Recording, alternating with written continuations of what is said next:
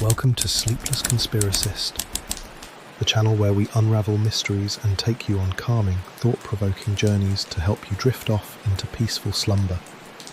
Tonight, we'll delve into a story inspired by one of the most enigmatic and whispered about places in modern America, Denver International Airport. This tale blends intrigue, mystery, and a sense of wonder, perfect for letting your imagination wander as you relax. Before we begin, please take a moment to share where you're listening from and what time it is. It's always incredible to see how these stories connect us across time zones and places. And if you enjoy this kind of storytelling, don't forget to subscribe to Sleepless Conspiracist so you can join us for more journeys into the unknown. Now find a comfortable position, close your eyes, and let's begin tonight's tale. Tonight, we unravel the mysteries of this airport step by step, piecing together a story you were never meant to hear. Construction of the Denver International Airport began, as most massive infrastructure projects do, with a clear sense of purpose. Or at least, that's how it seemed on the surface. The project officially broke ground in 1989, intended as a replacement for Denver's existing Stapleton Airport, which by all accounts was functional and had served the city reliably for decades. Stapleton wasn't a squeaky new airport. It had its fair share of limitations, but these were minor concerns that could have been resolved through expansions and upgrades. Yet, for reasons never fully clarified, officials decided a new airport was necessary. Not just a replacement, but an immense, sprawling facility that would operate on a scale few airports in the world rivaled at the time. That decision alone raised eyebrows, especially because of where they planned to put it. The site chosen for the new airport was 35 miles away from Denver's downtown core, a location surrounded by miles of featureless plains. Some said the area provided plenty of land for expansion, but others found it odd that an airport intended to serve Denver would be placed so far from the city itself. The location added significant travel times for anyone heading to or from the airport, an inconvenience Stapleton had never posed. But as the plans advanced, the peculiarities began stacking up. Originally budgeted at $1.7 billion, the project costs spiraled dramatically during its construction, ballooning to a staggering $4.8 billion by the time it was completed. Now, budget overruns happen in large infrastructure projects. It's not unusual for costs to rise as unexpected challenges arise. But it was the scale of this overrun, over 2.5 times the original estimate, that drew public scrutiny. The official explanations didn't do much to settle the growing unease. Vague statements about delays, miscalculations, and unforeseen technical difficulties were offered, yet none of these could fully account for why the costs had spiraled so far out of control. The whispers began early. Was all that money really going toward the airport's construction? Or was there another reason for the soaring expense? The timeline delays only deepened the mystery. Denver International Airport was supposed to open in 1993, but it took almost 2 years longer than planned, finally opening its doors in 1995. During those delays, rumours began to circulate about strange decisions made during construction. Workers on site reported that entire sections of the airport had been built, only to be buried underneath layers of dirt and concrete. Ironically, these buried sections were completed, not abandoned midway. Full structures and infrastructure, sealed away as if they were never meant to be part of the public-facing airport at all. To outsiders, it looked like costly mistakes swept under the rug. To skeptics, it looked like something far more deliberate. And then there were the design choices. The sheer scale of the facility, for instance. Denver International Airport spans an extraordinary 53 square miles, an area far larger than what an operational airport would ever require, even with future expansions in mind. It had far more runway acreage than similarly sized airports, and seemed to be designed for something beyond its original purpose. Its sprawling layout, combined with the extensive land purchased around it, ensured not just an open, minimalist feel, but a sense of isolation, as though the airport stood as its own city, apart from Denver altogether. For residents and observers already questioning the motivations behind the project, this isolation fed into a larger concern. The airport, some said, wasn't built just as a hub for travellers. It was built as a cover for something else. Many proposed that Denver's airport, with its vast location away from prying eyes, its buried structures, and its exponentially rising costs, could be hiding significant underground facilities. The connection seemed logical to those inclined to believe it. After all, what better way to hide construction of massive underground facilities than as part of an enormous, public, multi-billion-dollar airport project?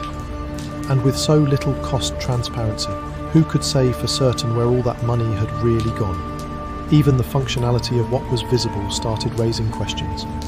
One infamous feature of the new airport was an automated baggage handling system, which was hailed as a cutting-edge innovation at the time. This system was supposed to revolutionize how luggage was moved across the airport, but it never worked as promised.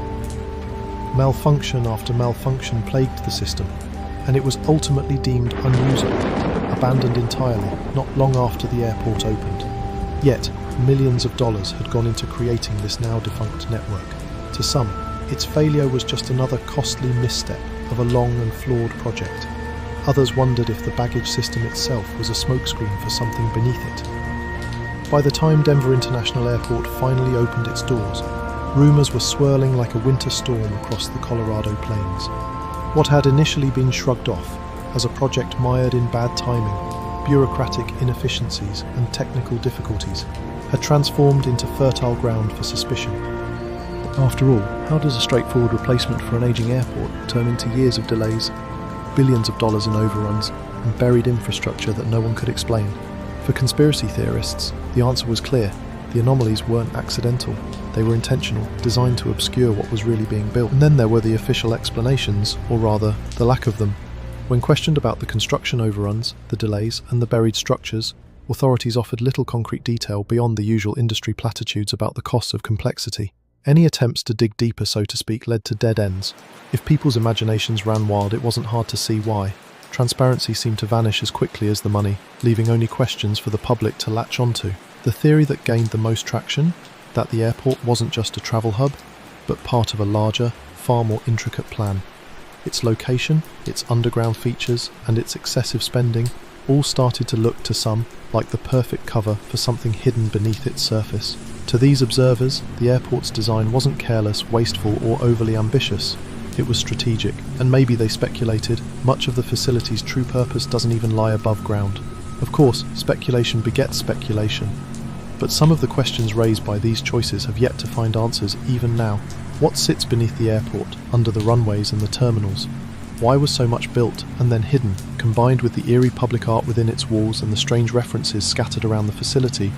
Topics we haven't even gotten to yet. It's no wonder that Denver International Airport has earned its reputation as a flashpoint for modern conspiracy lore. And as those digging for answers looked closer, the story began to take on new layers. The questions about hidden intentions beneath the surface wouldn't be dismissed so easily. Not when rumours began to emerge about the tunnels that were allegedly larger, stranger, and more secure than they should have been for something as straightforward as an airport. Whether official sources admitted it or not, whispers about what might lie in those tunnels would quickly become impossible to ignore. And the more people questioned, the more the answers seemed to stretch beyond anything rational. It wasn't just a construction project that spiraled out of control. The airport seemed to be a puzzle, the opening move in a much larger and more secretive plan. Beneath Denver International Airport lies a network of tunnels that stretches far beyond what's necessary for a normal airport operation. Officially, these tunnels house critical infrastructure, everything from maintenance walkways to pipes for utilities. But their scale and the secrecy surrounding them have made them one of the airport's most talked about features. Concrete corridors zigzag for miles beneath the surface, some so vast they could fit vehicles driving side by side. Others branch off into parts of the airport few employees ever see. These parts of the airport are restricted, and even the most seasoned airport staff often claim they have little idea of what goes on in every tunnel. Rumours have swirled around these hidden passages since the early days of construction. Could these tunnels go deeper than anyone has officially acknowledged? Some claim they form a massive underground complex that extends far below what the public has seen. This idea isn't as far-fetched as it might sound at first. At the time of its construction, reports from workers surfaced, suggesting that entire underground facilities had been built and then mysteriously sealed off. It wasn't a few passages or inconvenient dead ends. These were specifically constructed areas, complete with finished walls, cleared spaces, and functioning mechanisms. erased from plain sight beneath layers of concrete and dirt. A critical part of the mystery centres on the airport's abandoned automated baggage handling system. This system was touted as a revolutionary innovation before the airport opened, a fully automated process designed to expedite luggage movement using an intricate network of underground conveyor belts and mechanical arms. Yet the system failed spectacularly. It jammed, malfunctioned, and eventually stopped working altogether after millions of dollars were invested in its creation. Officials quickly declared it a logistical disaster, but they offered little in terms of public explanation. It was quietly scrapped, without ever working as intended, leaving behind an elaborate and expensive cavern of equipment buried underneath the airport. To conspiracy theorists, that abandoned system was more than just an engineering failure. Instead, they viewed it as a convenient cover for something else entirely. With its conveyor belts spanning across underground levels no one could fully access, it wasn't hard to imagine that the system might have been intended for transporting something else. Not luggage, but perhaps the people or goods connected to larger hidden activities. Engineering experts at the time called the system overly complex for its purpose, and some speculated that its primary design wasn't even for commercial air travel. To this day, little effort has been made to explain the financial or functional logic behind the project. This lack of transparency feeds claims that Denver International Airport is concealing more than just construction mishaps. Whistleblowers, including one anonymous contractor who worked on the project, have alleged that certain underground tunnel segments were wired for high-tech capabilities, far beyond utility and storage needs. They suggested advanced communication systems were installed, features that seemed unnecessary for standard airport operations. The tunnels, according to this source, had features you might expect in protected military-grade facilities designed for emergencies, not in an airport basement. Adding weight to these theories are initial government contracts tied to the construction of these underground areas. During the 1990s, the Federal Emergency Management Agency, FEMA, was said to have its hand in certain aspects of the airport's development. For some, the idea fell into place. FEMA has long been the subject of conspiracy theories that claim it has plans in place for nationwide detainment or continuity operations during crises. If FEMA had involvement in these underground facilities, and if the complex was built with such high levels of security in mind, skeptics began wondering if this was more than just an ordinary airport. What if the facility doubled as a hidden contingency bunker for the global elite, or a command centre for shadow governments? Theories like these might feel like fragments of exaggeration or speculation, but for airport workers and travellers moving through the terminals every day, strange encounters only deepen the intrigue. One traveller, Evan Carter, recalled an unsettling conversation during a layover at the airport. He spoke with a janitor about the tunnels, and the response was nothing short of chilling. Without breaking stride, the janitor reportedly said, "This place has secrets, kid. You ever hear about the underground tunnels? They go on for miles. Deeper than you'd think. Some say they're for storage, others say they're bunkers, and some think, well, let's just say there's more to this airport than meets the eye." It was a brief exchange with an enigmatic tone, but one that stuck with Carter and mirrored countless whispers surrounding the airport. What reinforces the idea of hidden facilities is how little of the underground is accessible or visible to the public. Restricted areas are scattered throughout these tunnels, guarded by security personnel and routinely patrolled. Doors secured by keypads or advanced locking systems lead to parts of the labyrinth that even employees rarely have clearance to enter. While plenty of places in any major airport are off-limits due to safety or operational protocols, this level of secrecy stands out. Why? Some ask, would a civilian transportation hub need so many restricted zones at such depths below ground? To those who study this airport's mysteries, all these anomalies, the abandoned systems, its scale and its lack of clear access, paint a picture of something that exists on two levels. Above ground is the bustling travel hub, hosting tens of millions of passengers yearly, but below, they argue, is a completely different kind of facility. Some claim that officials have constructed massive bunker-like shelters, complete with living quarters, food storage, and high-tech systems for long-term habitation in the event of a global catastrophe. Others suggest the tunnels might serve a darker purpose, throwing around the idea that they're prepared as detention camps for government use in case of widespread unrest. Round-the-clock security and sanitised statements from airport officials have done little to quiet these concerns, and while no substantial evidence has confirmed such specific uses, it's worth noting that conversations about government continuity planning are entirely real. For decades, the US has developed strategic facilities to protect its leaders and maintain operations in emergencies, many of them underground and classified. If these plans are out there, it hasn't seemed impossible to conspiracy theorists that the Denver airport might serve as an operational hub for these scenarios. Another oddity about these tunnels involves rumors of magnetic systems embedded in the underground infrastructure. Several claims suggest the network was designed not just for the transport of physical goods, but perhaps as part of some proposed high-speed connecting system linking more extensive facilities across Colorado. The connection idea aligns with theories of government relocation programs, ones designed to shuttle resources and key personnel quickly between secret bases in times of need.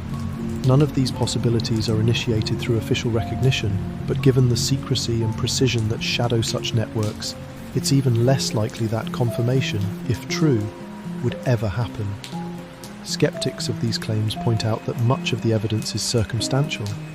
A few sealed doors, inexplicable expenses, and word-of-mouth stories from those who briefly encountered these hidden environments.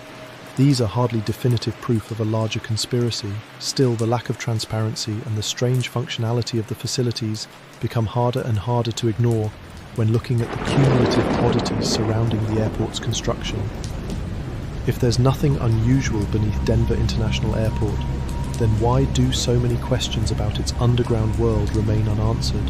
One thing is clear: the tunnels, visible or concealed, represent something much bigger than simple maintenance shafts. Even the official explanations about these vast spaces, storage, utility lines, baggage systems, feel hollow to many observers. The absence of clarity leaves only speculation in its place, and over time that speculation has evolved into an intricate narrative about global continuity plans. To those who believe these theories, the airport is no less than a fortress for shadow operations, hidden beneath the flights coming and going above. But what solidifies this belief further is what exists above ground.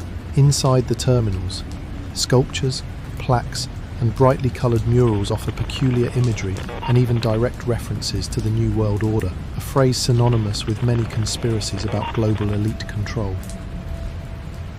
It's not just what's buried underneath Denver International Airport that sparks theories, but also what's in plain sight for those willing to look.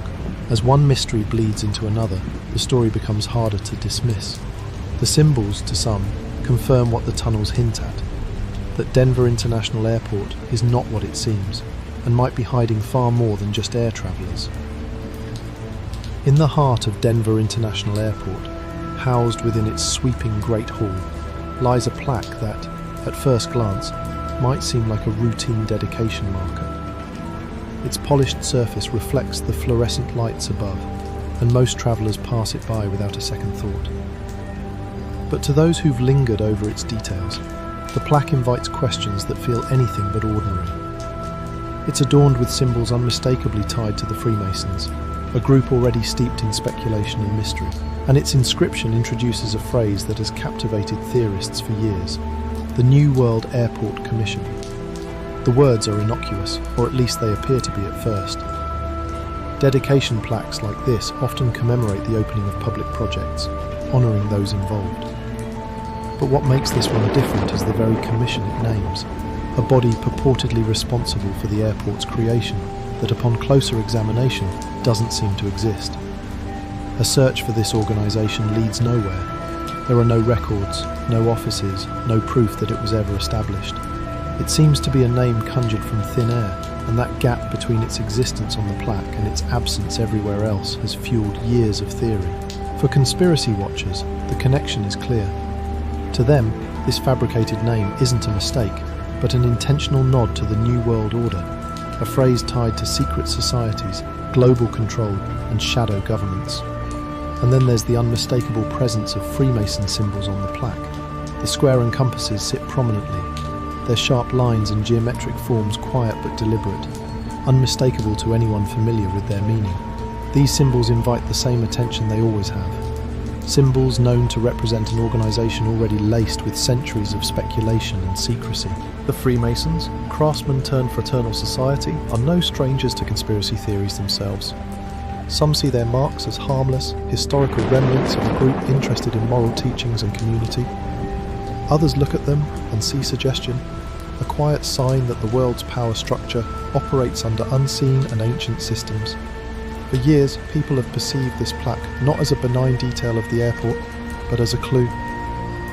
At the centre of this vast, strange building, chosen to rest in the airport's main area, is something that seems to offer a statement less for the everyday traveller and more for those who might already know its meaning. Critics of the conspiracy theories dismiss these claims, brushing them off as the overactive imaginations of people assigning significance to ornamental tradition. Supporters of these theories see it differently.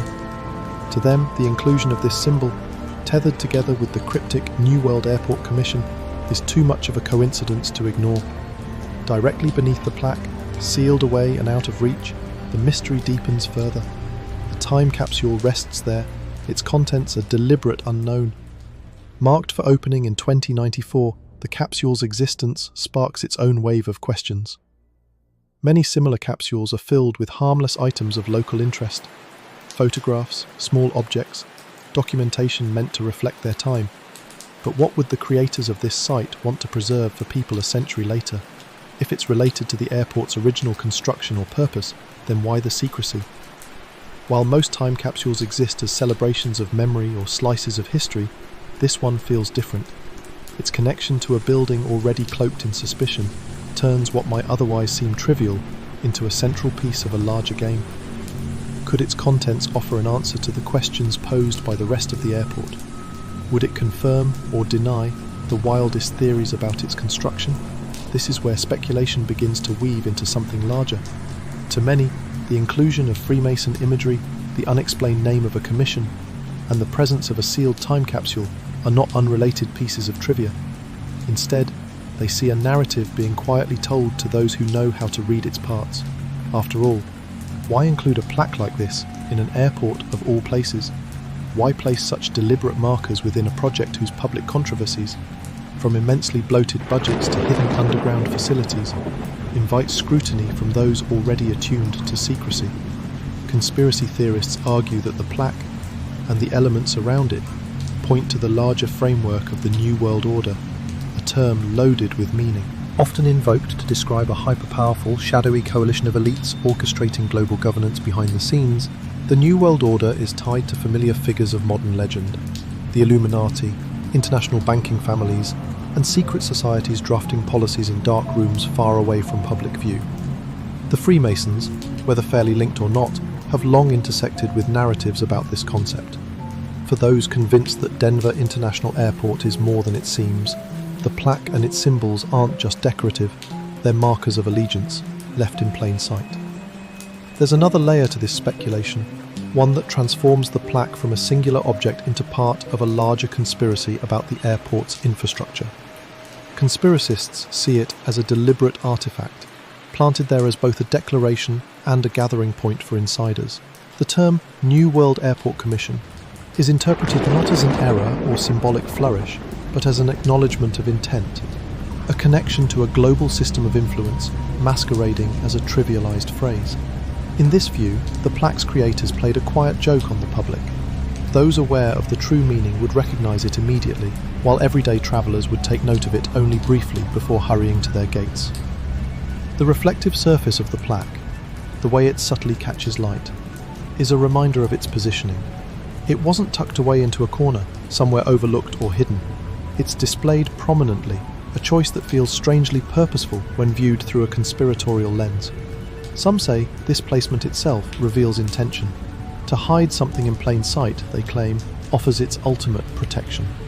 Plaques like these, riddled with cryptic symbols, blend seamlessly into the background noise of modern architecture and design. Few stop to look at them twice. Yet for those who do stop, what they find raises questions far larger than they might have anticipated. The time capsule adds a temporal twist to this mystery. What truths or symbols might reveal themselves when it's unearthed in 2094? Unless something or someone intervenes, the answers will arrive long after those involved in the airport's construction are gone. To theorists, this only amplifies their concerns. Some propose that the time capsule contains instructions for future generations, a roadmap for continuing an existing agenda. Others argue it might hold key evidence connecting the Freemasons' influence at the airport to a much larger global conspiracy. Occasionally, the airport itself will address pieces of this theory, sometimes lightly jesting at its own reputation as one of the most conspiracy-laden locations in the United States. But when it comes to specific questions surrounding the plaque and its cryptic references, little else is said. Officials have repeatedly treated inquiry into the New World Airport Commission as frivolous, mentioning that it was a term used poetically to reference the project's significance during its unveiling. Its creators, they insist, meant to reflect ideals of unity and forward thinking, not malicious secrecy.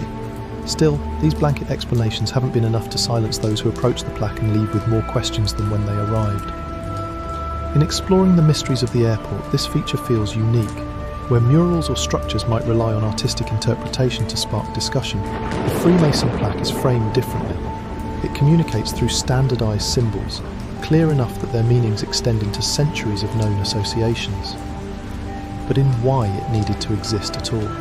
When so much of the airport's design has already fueled discourse, placing a plaque so clearly tied to age-old conspiracies feels like adding fuel to an already restless fire. As theorists nod toward the hidden layers beneath Denver International Airport, they circle back to this plaque again and again. Its connection to the rest of the airport's strange features, combined with its deliberate references to Freemason imagery, forms a puzzle. Some say the plaque is no different from other symbolic features sprinkled across the airport, all there to connect this location to the larger tapestry of global conspiracy and unseen power. For others, it's even simpler. The plaque is a handshake, a knowing glance, placed there for the benefit of those already within its fold. Its exact purpose remains speculative, but its impression lingers. There's no denying that its placement within the Great Hall turns the plaque into a cornerstone of the airport's reputation, adding one more chapter to its growing legend. Whether it was designed to send a message to a select few, or it's merely the unintended focal point to speculation gone wild, it continues to cast a shadow over Denver International Airport as a whole, and it's far from the only strange visual choice in this space. To those looking for a larger connection, the focus turns next to the more overt, some might say, even apocalyptic imagery scattered throughout the airport's long, winding corridors. These murals, disturbing to some and inexplicably placed to others, remain a testament to the aura of the airport, and perhaps its biggest mystery yet. The murals at Denver International Airport are hard to miss, no matter how fast you're rushing to catch a flight. They dominate the walls, their bold strokes and vivid colours demanding attention, but spend a moment truly looking, and questions begin to surface. Why would an airport, a place meant for travel and perhaps excitement, showcase scenes so heavy with tension, loss, and even apocalypse? For years, these towering pieces of public art have sparked conversation and controversy, both for what they depict and for what some believe they hide. Take, for instance, the mural titled "Children of the World Dream of Peace." That name alone sounds uplifting, doesn't it? But the imagery tells a much different story. One section features an ominous soldier clad in a gas mask and wielding a massive sword.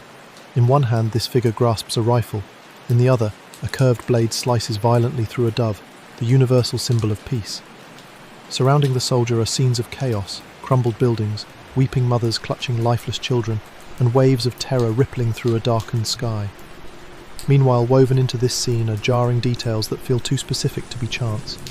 Footsteps march across the floor in silent rows, and nearby, homes are consumed by angry flames. The imagery overwhelms anyone standing before it. Viewers seem to instinctively ask, what is this doing here? Why would depictions of war, death, and destruction be showcased in an airport? Next to the chaos is another scene that feels like its counterbalance, or maybe its aftermath. Children of various ethnicities are gathered beneath an arc of light, their hands reaching upward to touch one another in unity. In the foreground, the monstrous soldier lies slumped, seemingly defeated, as two doves soar overhead, restoring the peace shattered earlier. These children hold national flags, planting them as if reclaiming a shared earth. On its surface, this image seems more hopeful than the previous one, but it's the sharp contrast between these two moments that gnaws at the viewer. The destruction and renewal are so closely tied together that it's not merely art telling a story. It feels like it's hinting at a cycle, one designed to start again and again.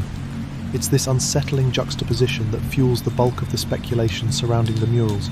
For some, these images are not creative abstractions but coded warnings.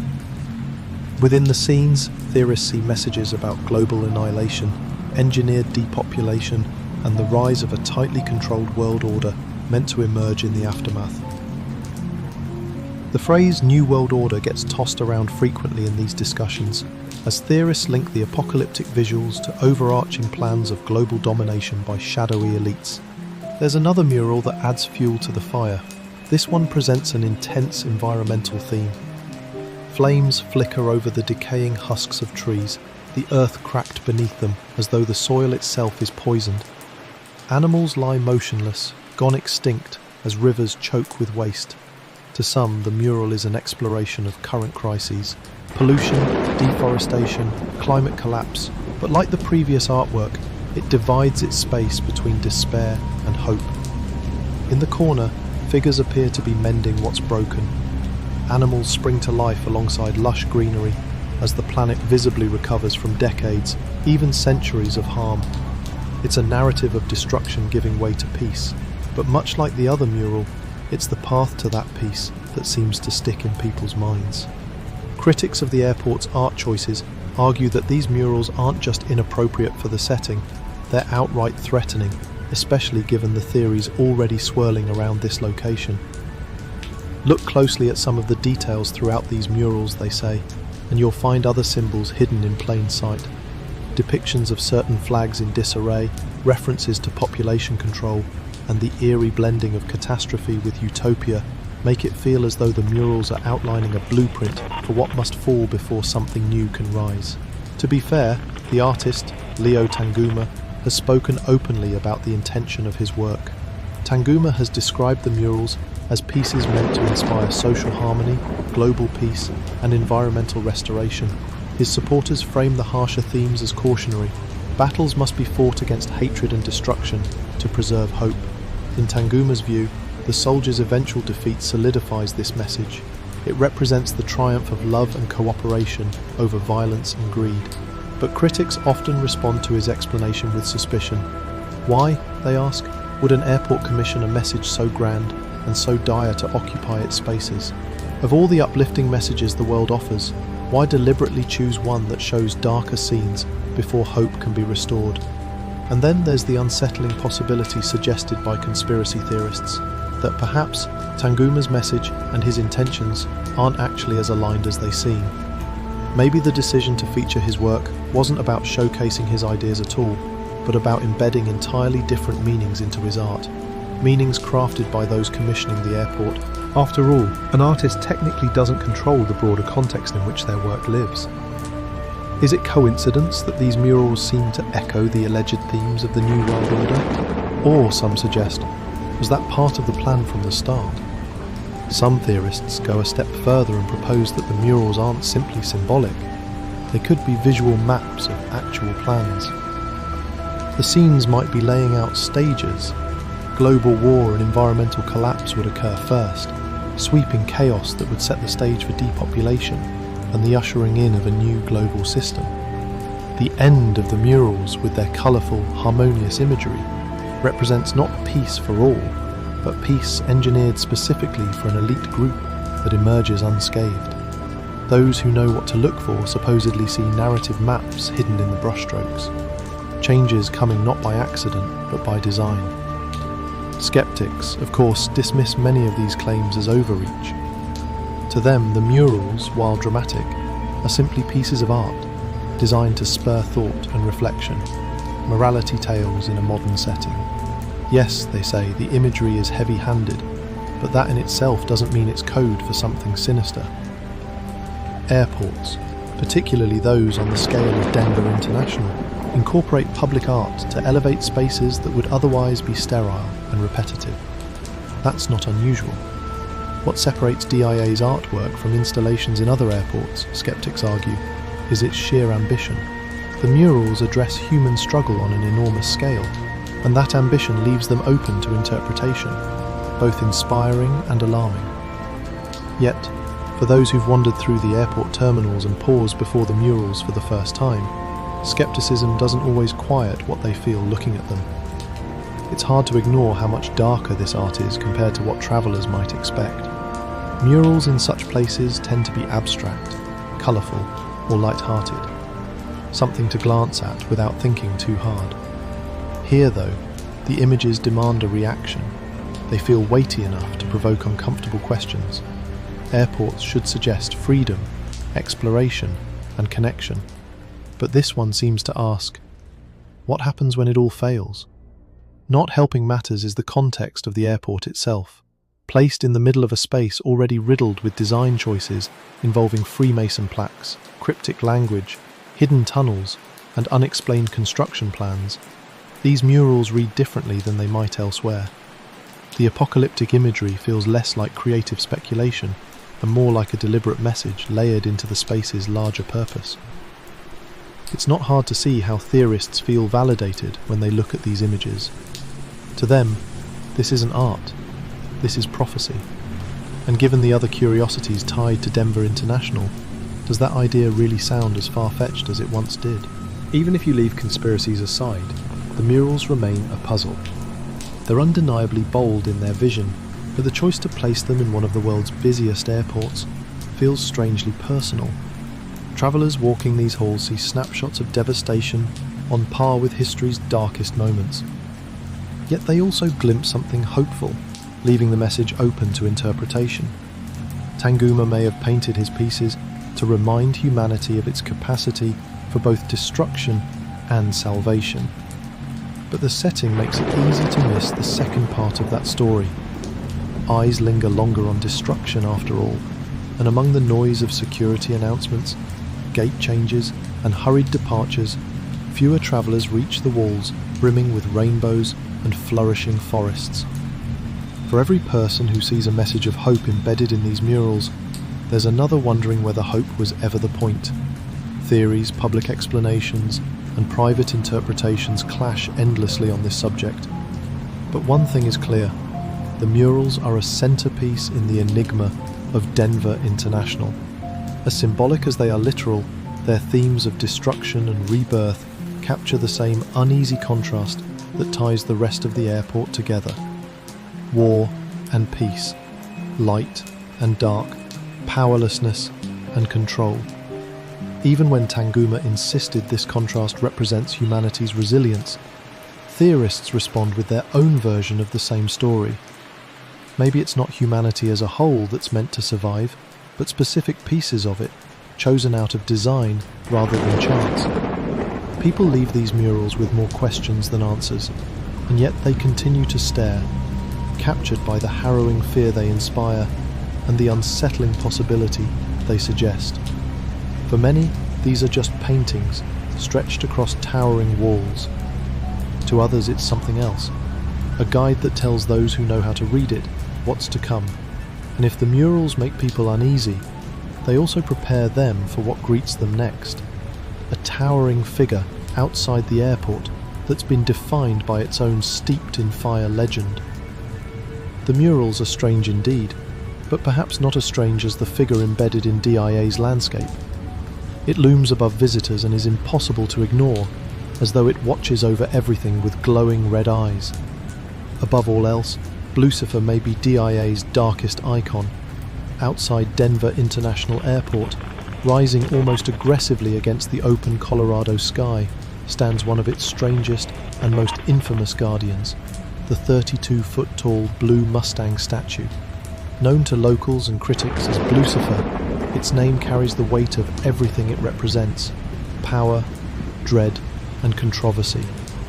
It's not just its scale that's arresting, it's the way its glowing red eyes seem to follow you, even during the day. At night, those lights pierce the darkness, creating a stark image against the flatness of the surrounding plains. For years, the statue has been a source of fascination and discomfort, the kind of figure that begs you to ask, why was this here of all places? And more importantly, what exactly does it mean? The story of Lucifer begins not with its completion, but with a tragedy.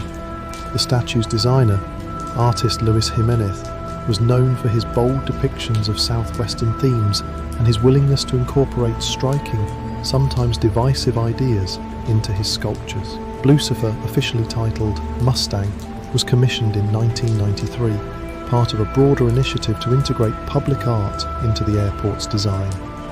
But this wasn't just any statue. The Mustang was massive, powerful, and made of fiberglass, a material that gave it both brilliance and menace in equal measure.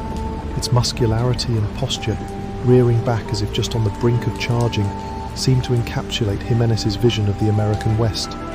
But tragedy marked the creation of the Mustang in the most literal way imaginable. In 2006, while Jimenez was working on the piece, a large section of the statue unexpectedly fell from its framework. This wasn't just a minor workshop incident. Part of the sculpture struck the artist himself. What followed was nothing short of horrific. In the accident, Jimenez was gravely injured, and before he could be saved, he succumbed to his injuries. The very piece Jimenez was working to bring alive ultimately caused his death, sparking local debates about whether it was even appropriate to complete the sculpture, given what happened. But the airport pressed forward, finishing and unveiling the Mustang in 2008, 2 years after the artist's passing. For many, though, the sculpture would remain overshadowed by its creator's death. Conspiracy theorists particularly latched onto this story, pointing out how easily it fit into the airport's growing catalogue of ominous tales. The statue now carried the heavy weight of Jimenez's death as part of its backstory, giving rise to the belief that it might be cursed, its very construction infused with an energy dark enough to exact a toll on its creator. And then, as if its scale and story weren't enough, there were the glowing red eyes. No detail about Lucifer is more iconic or more chilling than those glowing eyes. There's nothing subtle about them. Bright, fiery red, they appear almost alive, illuminated like they're powered by something more than just a practical lighting mechanism. They've been described as alien, demonic, or even hypnotic, depending on who you ask. And at night, when the rest of the airport grounds fall into shadow, they are impossible to ignore. Officially, the lights are there to pay homage to Jimenez's father, who worked in neon sign making, but unofficially, they've become something else. For skeptics and more imaginative onlookers alike, they've become a beacon, a warning about the airport and its potential secrets. Lucifer's connection to larger conspiracy theories comes naturally. Its aggressive stance, exaggerated musculature, and blazing eyes possess a certain apocalyptic energy. This has led many to draw comparisons between the statue and the fabled Four Horsemen of the Apocalypse, figures often described in religious and literary texts as harbingers of humanity's greatest calamities: famine, war, death, and conquest. In this reading, Lucifer isn't just a statue, it's a symbol, meant to signify not only destruction but dominance, an embodiment of the kind of force that can do more than weather chaos. It thrives in it. It controls it. As with much of Denver International Airport, the theories don't end with aesthetics. Some speculate that Lucifer was placed with precise intent, chosen not to celebrate Western heritage, but to reflect the ideals of control and fear allegedly tied to secret global power structures.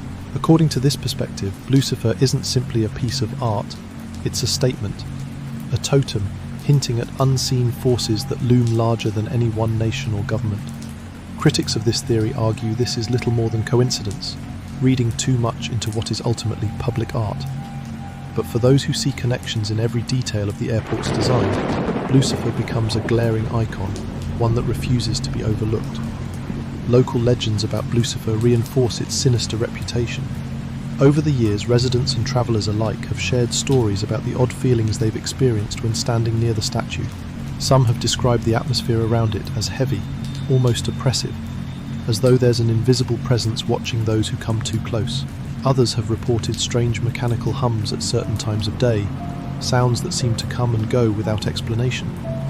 While these claims are anecdotal, they feed into a sense of unease surrounding the statue, keeping its reputation alive. And then there's the backlash, the public response to the statue's existence. Ever since its unveiling, Lucifer has been divisive at best. Many locals view it as an eyesore, an unnecessary and unsettling addition to a space already filled with strange design choices. Petitions to remove it have circulated over the years, but the statue remains firmly in its place, its base secured to the earth as if it's not just meant to stay, but to outlast. The airport has given no serious indication that it intends to take Lucifer down. For its defenders, the Mustang is a testament to modern art's ability to provoke and challenge. For its detractors, it's an unneeded reminder of a tragedy, intentionally misplaced and emotionally charged.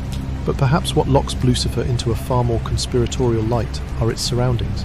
Here, At the entrance to an airport tied to hidden tunnels, strange codes, and apocalyptic imagery, its inclusion feels too thematic to be coincidence. Viewed from a distance, Lucifer almost frames the airport, its towering shape greeting anyone approaching it like a sentinel. To some theorists, the statue's placement and design aren't just artistic, but strategic. Its aggressive posture and fiery gaze there to mark territory. Its location, separated from the airport itself yet still directly tied to it, feels symbolic of everything theorists whisper about Denver International. Layers of meaning, hints dropped just subtly enough to dodge mainstream acknowledgement. While skeptics continue to brush off the more dramatic interpretations of Lucifer's meaning, the statue persists as one of the most recognisable and polarising pieces of the airport's enduring mystery. Whether you see it as a misunderstood example of contemporary art or as a deliberate emblem of something more sinister, its shadow stretches both literally and figuratively across the landscape surrounding it. The conversation about what it represents hasn't faded. If anything, it's grown. Lucifer has become not just a statue, but a symbol of the airport's greater enigma, a lightning rod that draws in the theories and fears circling above Denver International. Some might say that's all coincidental, art accidentally intertwining with its setting in ways its creator couldn't have predicted. But for others, Lucifer feels too deliberate to leave to chance.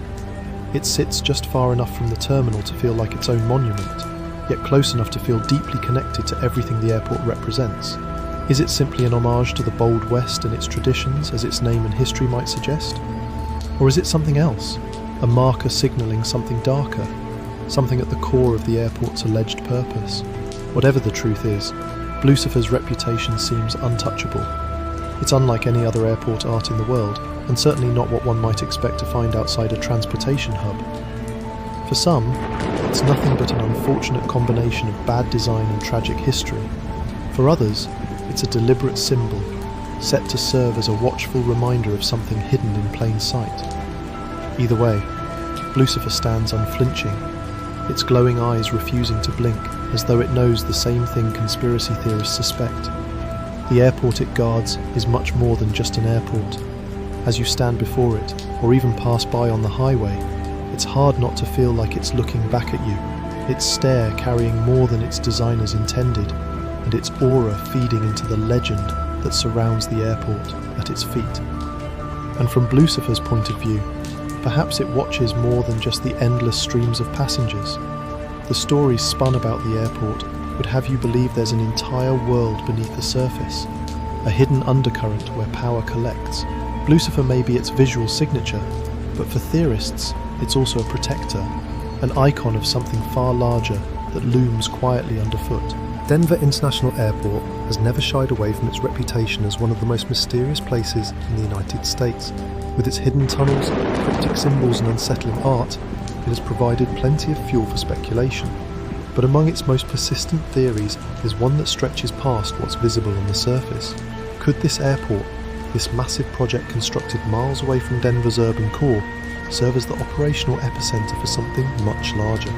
Some believe it isn't just an airport, but a vital piece of a worldwide conspiracy, a command center for the New World Order. This idea may sound extraordinary, but for those who carefully examine its details, they begin by pointing out Denver International Airport's strategic location. Sitting 35 miles from downtown Denver, the airport feels intentionally spaced from the city it claims to serve. This positioning isn't just inconvenient for travellers, it's intriguing for those who think it was chosen for more than practical reasons well. The airport's definitely very complex with a 1975, acquire confidentiality and ease of defence. To some, this distance wasn't a drawback but a feature, one that made the location perfect for something far more important than passenger flights. One theory that branches from this belief ties the airport directly into government continuity plans.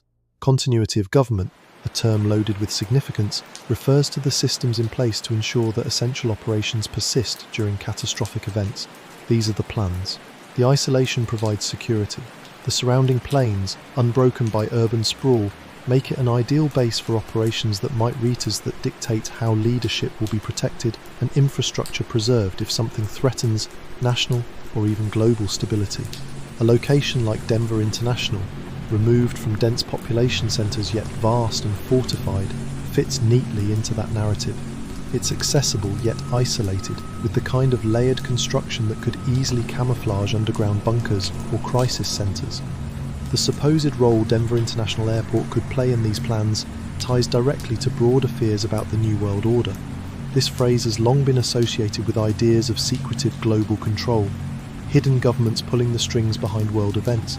The Freemason plaque in the Great Hall may seem harmless at first glance to those who know only the surface-level symbolism, but theorists argue it directly connects the airport to the secret societies often linked to these global conspiracies. The term New World Airport Commission becomes a key part of this puzzle, with many believing it's more than an unfortunate coincidence in naming.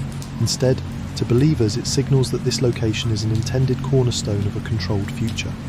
Then we return to the underground. The tunnels, vast and apparently underutilized, remain a focal point of this conspiracy. Reports of restricted zones and high security in these areas have led many to speculate about what's stationed below ground. Theories include anything from military-grade survival bunkers to data storage centers capable of maintaining vital information during an unprecedented event. If the airport were chosen as a critical structure within a larger plan, these underground areas could be essential to ensuring continuity. The mysterious abandonment of certain pieces of infrastructure, like the ill-fated automated baggage handling system, only adds to the intrigue surrounding the area buried beneath the runways and terminals. Some whisper that these hidden spaces aren't only for storage or maintenance, but meeting rooms and facilities for the world's most powerful. Secret gatherings of global elites have been part of conspiracy lore for decades, whether tied to well-known gatherings like Bilderberg or shadowy groups that turn up in online theorizing. In this view, the airport functions as something like a modern-day fortress, hosting strategies for control that stretch beyond borders. They're not just meetings for governments, but for people controlling industries, finances, and the flow of information. The claims might sound outlandish until you consider the level of secrecy and security involved in many parts of this airport. Some areas of the underground system remain permanently restricted. General employees and even many construction workers reportedly have no idea what exists in certain sections. High-tech access panels block unseen doors, resembling infrastructures designed for levels of clearance rarely needed in civilian spaces. Could these areas hold facilities meant only for a select few, ones tasked with managing future chaos from the depths of their fortified headquarters? For those who find all of this far-fetched, a glance at history reveals that facilities like these aren't new ideas. Throughout the Cold War, governments around the world, including the United States, invested in secure bunkers designed to keep essential operations running even in the face of nuclear conflict. Some of these locations, like the Greenbrier bunker hidden beneath a luxury resort, have since been declassified. Others remain entirely off the public's radar, leaving room for speculation about everything from their location to their purpose. If such continuity plans still exist, and there's little doubt they do, an airport like Denver's seems like a fitting candidate. After all, it's disguised by constant human activity above ground, yet its size and layout make it uniquely capable of hosting robust underground operations. Then there's the airport's symbolic features, many of which feel eerily aligned with the ideals attributed to the New World Order. The murals, with their depictions of apocalyptic scenarios followed by strange new utopias, seem to suggest the kind of chaos then control narrative that features heavily in such theories. Combined with Lucifer the intimidating Mustang statue that greets travellers upon arrival, and the cryptic phrases scattered throughout the airport's infrastructure, the entire site begins to feel almost symbolic, an intentional statement marking this as sacred ground for something larger. For some travellers, even the process of moving through the airport feeds into this narrative. The sheer size and scale of the terminals can feel overwhelming, as those small passengers moving between gates are part of something far greater than themselves. The design of the airport often feels indirect. Spaces are vast and open, yet the paths feel circuitous, like you're walking through something intentionally maze-like. While these layouts can be waved off as logistical quirks, they often add layers of unease, particularly for those who are already aware of the airport's mysterious reputation. It can feel as though you're not supposed to notice what's going on in the background, even if something larger is hiding in plain sight. There's also the airport's lack of transparency. While officials have occasionally leaned into the conspiracies for comedic effect, hosting events and social media campaigns poking fun at theorists, they've largely avoided providing detailed explanations about the more pressing anomalies. Why, for instance, was the need for such a large underground system never fully clarified? Why invest so heavily in outlandish and ultimately unused infrastructure, like the failed baggage system? And why lean into symbols and themes that seem more likely to feed suspicion than quiet it? For theorists, these choices suggest not indifference but deliberate deflection. If the goal of the airport was to quietly assert itself as a hub for something deeper, then making it a subject of comedic disbelief ensures people never take it too seriously. Even Denver International Airport's role in future planning underscores its importance. As one of the largest airports in the United States, it connects passengers across hubs essential for travel and commerce. But theorists suggest this connectivity isn't just functional, it's strategic. In their view, the airport's remote location and access to air and land resources underscore its importance for future stages of a global reshuffling. If something catastrophic were to occur, this airport would work as more than just a hub for passengers. It could become operational as a base of operations for those with the power to direct the aftermath, overseeing what some describe as a highly controlled system of governance emerging from global chaos. For now, the claims remain unsubstantiated in the eyes of mainstream analysts. Skeptics reasonably point out that much of the intrigue stems from a mix of architectural excess and coincidence rather than malice. From their perspective, Denver International Airport is simply a very large, often poorly planned infrastructure project that gained its reputation primarily because of a series of unfortunate decisions during its construction. Plaques and statues, they argue, might seem strange, but don't necessarily prove anything more sinister than an unconventional sense of design. Still, the questions haven't gone away. Decades after its opening, Denver International Airport remains at the center of speculation about its true function. For many, its wide-open spaces and visible oddities feel like invitations to look closer, not dismiss curiosity outright. And when you combine that sense of transparency with undeniable secrecy, guarded tunnels, hidden infrastructure, it's no wonder some people believe there's more to the airport than the public is being told. What might ultimately linger isn't just what's true or false about these claims, but the larger unease they represent. The theory that Denver International Airport could serve as a command center for global elites ties into broader anxieties about power, control, and the invisibility of those who wield it. Whether the New World Order exists in the way theorists describe or not, the airport has become the perfect stage for this narrative to play out. Here, in the shadow of towering runways and glowing red eyes, these fears gather. And as theorists turn their attention to what might wait beneath those runways, one element continues to surface again and again. For those in power to act on their future plans, they'll need a place to start. And maybe, just maybe, this is it. Denver International Airport is a place built on contrasts. It's an airport meant to connect the world, yet it feels oddly isolated, sitting far from Denver's bustling city centre. It's a hub of travel and progress, but step inside and you're met with art and architecture that feels almost apocalyptic. Its budget ballooned far beyond projections, yet many of the costs remain unexplained. These contradictions make it nearly impossible to separate fact from speculation, leaving us with a story where every answer seems to lead only to more questions. Think back to how it all began. Stapleton Airport was fully functional, serving the Denver area without major issues. Yet a decision was made to create something entirely new, a project so massive it would eclipse what Stapleton provided in every way. The construction was plagued with over $3 billion in budget overruns, unexplained delays, and secretive decisions like burying completed structures beneath layers of concrete. From the very start, Denver International Airport had the makings of a mystery. But as the airport grew into more than just an ordinary construction project, its story became increasingly shadowy. The underground tunnels, so vast that even employees have admitted they don't know the full extent of their purpose, stand as one of the greatest sources of uncertainty. Official explanations paint them as simple infrastructure for utilities, or the shelved automated baggage system. Yet the scale of these tunnels, combined with restricted access to some areas, suggests there might be more than meets the eye. Whistleblowers and workers hint at security systems and construction designs that seem out of place for a civilian airport. Could these tunnels have an unseen purpose? Are they proof of something as dramatic as global continuity plans for elites, or as ominous as FEMA detention camps? Or are they simply remnants of rushed, impractical planning?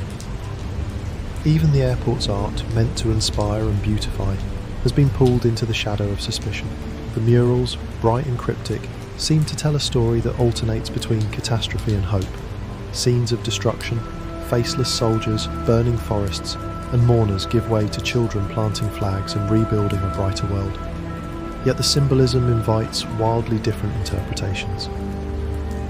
To conspiracy theorists, the message hidden here isn't one of peace and harmony. It's a roadmap, a visual prophecy warning of engineered chaos, followed by a carefully planned future. For skeptics, the murals are exactly what the artist intended. There's no code, no larger message, just public art meant to inspire reflection on humanity's struggles and resilience. But standing in front of them, it's hard not to feel their heavy presence, as though they're pointing to something bigger than themselves. Then there's the Freemason plaque, sitting quietly in the Great Hall. At first glance, it might seem like nothing more than a marker commemorating the airport's construction, but its references to the New World Airport Commission, an organisation that doesn't seem to exist, quickly turn this mundane fixture into a centrepiece of speculation. The inclusion of long-standing Freemason symbols, already tied to centuries of secret society conspiracies, only adds fuel to the fire. The plaque becomes a statement, deliberate or otherwise, that leaves passerby questioning its purpose, and just below, sealed within the time capsule, lies the promise of answers, or perhaps new mysteries, waiting to emerge in 2094.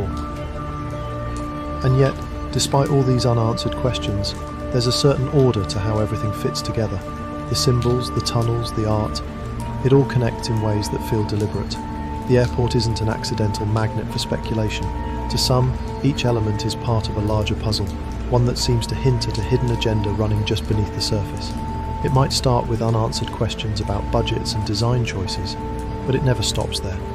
Each new clue, the ominous imagery of the murals, the mysterious plaque, the strange isolation of the location, only folds into a larger narrative. What complicates this mystery is the way it's been received. Officials either dismiss the rumours outright or lean into them just enough to keep things playful. They host conspiracy-themed events, joke about the theories on social media, and seemingly enjoy the airport's reputation as a curiosity. As if by laughing along with the conspiracy theorists, they strip their claims of credibility. Yet for some, even this becomes suspicious. Why draw attention to these theories unless there's something worth hiding in plain sight? It's a strange balance, poking fun, but never offering solid answers. Lucifer, towering above the planes on its haunches, acts like an unflinching symbol of this strangeness. The glowing red eyes, the tragic death of its creator, and its immense, almost unnatural presence all add to the airport's sense of foreboding. Lucifer's story feels like the airport's story in miniature. A project pushed forward despite the controversy, surrounded by more questions than answers, and left open to interpretation. Is it a meaningless sculpture, or is it a marker of something darker? None of this means the theories hold water, of course. Critics rightly point out that many of the anomalies fueling these suspicions could just be the results of poor planning. The buried infrastructure and abandoned baggage system, for example, could have been caused by overambition or poor management. The Freemason references might simply reflect Colorado's historical ties to the organization. Even the unsettling murals have their own perfectly rational explanation, an artist expressing complex ideas about the human condition. But the truth might not even be the point anymore. With so much ambiguity surrounding the airport, speculation has filled the gaps left by a lack of answers. Even as far back as its construction, public accounts of delays, vast underground spaces, and unexplained costs painted the airport as a place with something to hide. Time hasn't softened this reputation. If anything, Denver International has leaned into its role as a subject of endless chatter, controversies, and curiosity. What makes it all so compelling is how difficult it is to separate fact from fiction. The stories swirling around Denver International Airport offer just enough plausibility to keep even the most hardened skeptics engaged. Could there truly be tunnels spanning miles, housing secret facilities meant for the world's elites? It's a wild claim, but not technically impossible. History has shown us that governments and societies have constructed secret bunkers, hidden infrastructures, and elaborate systems of control under the radar of their citizens. Why couldn't this be another example? And yet, the evidence for these extraordinary claims is circumstantial at best. There are no smoking guns and no whistleblowers offering undeniable proof. It's a jigsaw puzzle made of rumours and guesswork, where half the pieces might not even belong to the same picture. Still, something keeps pulling at people's imaginations, a voice at the back of their minds whispering that there's more to all of this than coincidence. Denver International Airport has become more than a travel hub or an infrastructure project. It's a symbol. It represents everything we find fascinating and unsettling about the unknown. It embodies our cultural unease with unchecked authority, secrecy, and the shadowy organisations many believe pull the strings behind the scenes. Whether or not the airport hides the secrets people claim it does, its very existence offers something to ponder. It asks us to question what we see and, perhaps more importantly, what we don't. In the end, Denver International Airport remains a riddle, not because any one theory holds the key, but because, collectively, they tell us something deeper about our need to seek meaning in unexplained phenomena. Maybe the airport's mysteries are a reflection of our own anxieties, about power, about secrecy, about systems we sense but can't quite understand. Or maybe, just maybe, there really is something hidden beneath the surface, waiting, unseen, in those shadowy tunnels. What the airport has achieved, whether by accident or intent, is something few places ever manage. It invites endless intrigue, ensuring it will never be forgotten. The truth, if there's any to find, doesn't appear to be in a rush to reveal itself. Denver International is content to stand as it always has, surrounded by open plains, shuttling millions of travellers each year, its secrets buried below. And as long as it remains unchallenged, it will continue to spark the same questions it always has. Is it just an airport, or is it something more?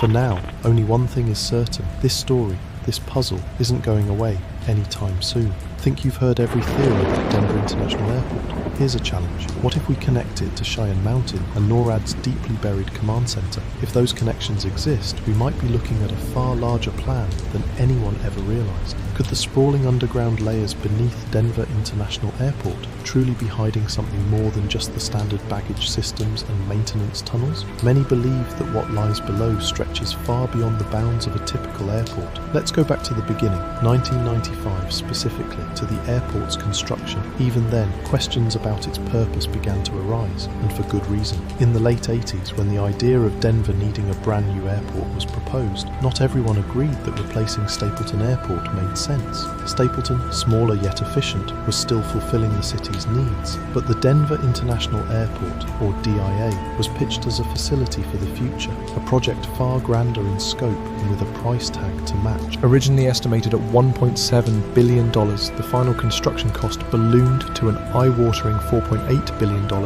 by the time it officially opened in February 1995. At the time, it was the most expensive airport ever constructed in the United States.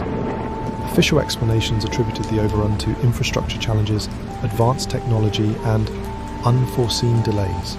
But to this day, critics and theorists suggest that much of the money may have funded something hidden, something underground.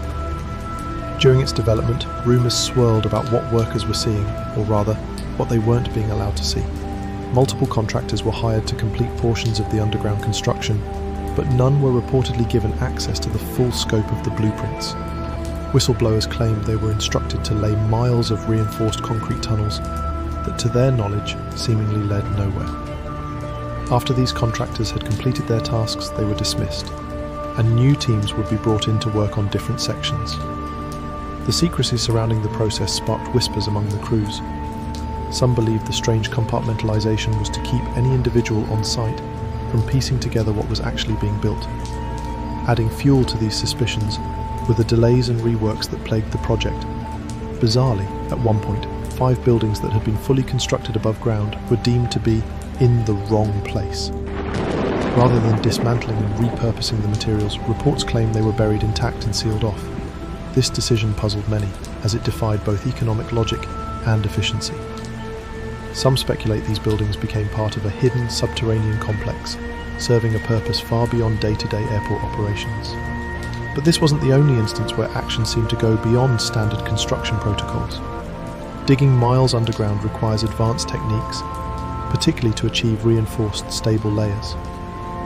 Officially, The deep tunnels beneath DIA house automated baggage systems. However, logistics experts often point out that such elaborate systems would hardly require the sheer scale that DIA's tunnels achieved. According to construction records available at the time, the walls of these passages were built with materials designed to endure massive pressures, far more than what would be necessary for a simple transport corridor. Some skeptics have likened the design to military-grade bunkers, intended perhaps to sustain use during catastrophic events such as earthquakes, explosions, or other high-intensity impacts. A deeper look into that infamous automated baggage system brings the story into clearer focus. Initially, it was touted as one of the most advanced in the world, a fully mechanized system that could transport luggage at speed with minimal human intervention. Yet, despite the monumental investment in this technology, reportedly over $200 million, the system suffered repeated malfunctions and failures. Ultimately, it was abandoned altogether, leaving some to question whether the baggage system had always been a distraction, hiding the real function of the construction below. The most persistent theories?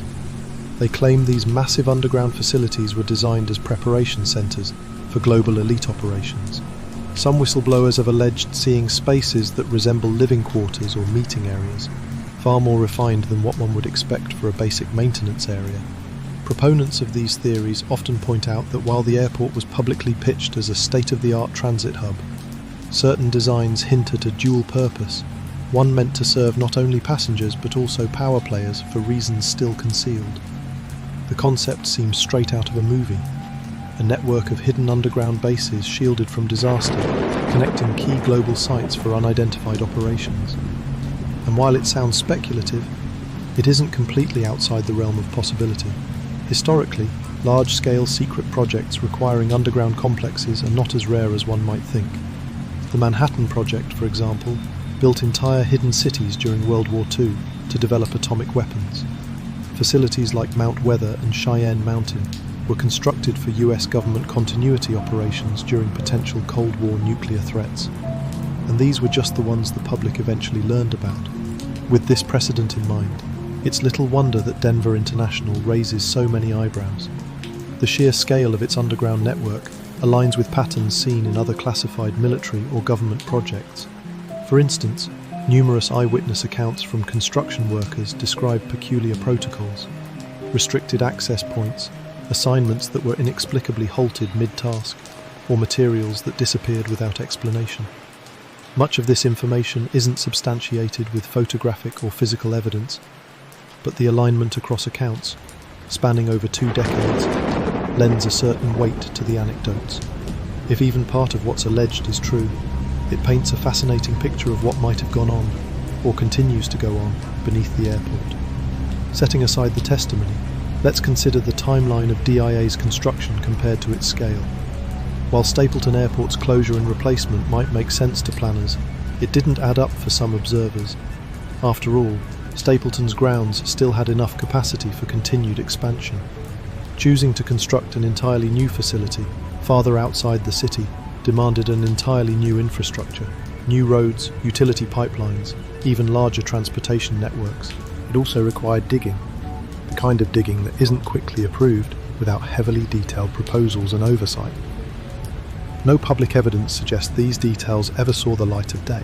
So, if spaces like these underground levels were built for an alternate use, what are the possibilities? Theories run wild, ranging from government fallout shelters to global coordination hubs. Some documents uncovered by independent investigators have suggested that sections of DIA's underground areas may have flood-proof bunkers, hermetically sealed doors, and far more advanced telecommunications systems than even other major airports. If correct, these kinds of structures suggest someone was preparing for events that go far beyond cancelled flights. For those still on the fence, perhaps the most ominous question is this: if these facilities are intended purely for civilian purposes, why has no comprehensive audit or public tour of the underground spaces ever occurred?